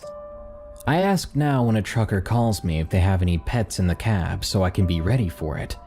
And later on I found out that guy likes to screw with people, and that's why the local shop gave him my number. Lucky me. My other event was a few years ago. I got a call from a local logging company needing someone to fix some really old equipment that many people don't know how to fix anymore, and they wanted me to fix some of the vandalized equipment they had. It's something of a specialty of mine, fixing old things that people no longer know how to fix. I got the GPS location, and it was deep, deep into the Cascades. I took the long drive up there. At that time, I was carrying a .45 for protection on jobs, as well as an AR. I've had a few close calls with cougars and black bears, so being that far out in the woods, I wanted to be prepared, especially if I had to camp in the mountains. I also had an Arctic sleeping bag, a lot of water, and a couple of MREs just in case. I got to work and tore into the old logging equipment and trucks, Stuff repurposed from military surplus, it looked like. After a couple of hours, I finished up with my work on the vehicles. It was really late, and the crew was all left for the day, except for the owner, who stayed a bit longer to help me with doing final adjustments. I was packing up and I did my paperwork, and finally the owner had left. We were so far out there that cell phone coverage was really spotty, if there was any at all. I got ready to go as the sun was setting, and well, my truck's battery had given up the ghost. Well, it was too late now to try to get it started, so I prepared for a night of camping in my truck on a logging site. Not that I didn't mind camping or roughing it every once in a while. It's still annoying to be stranded that far from home and civilization. I'm sure you could understand. I got a small fire going with all the scraps of trees and such.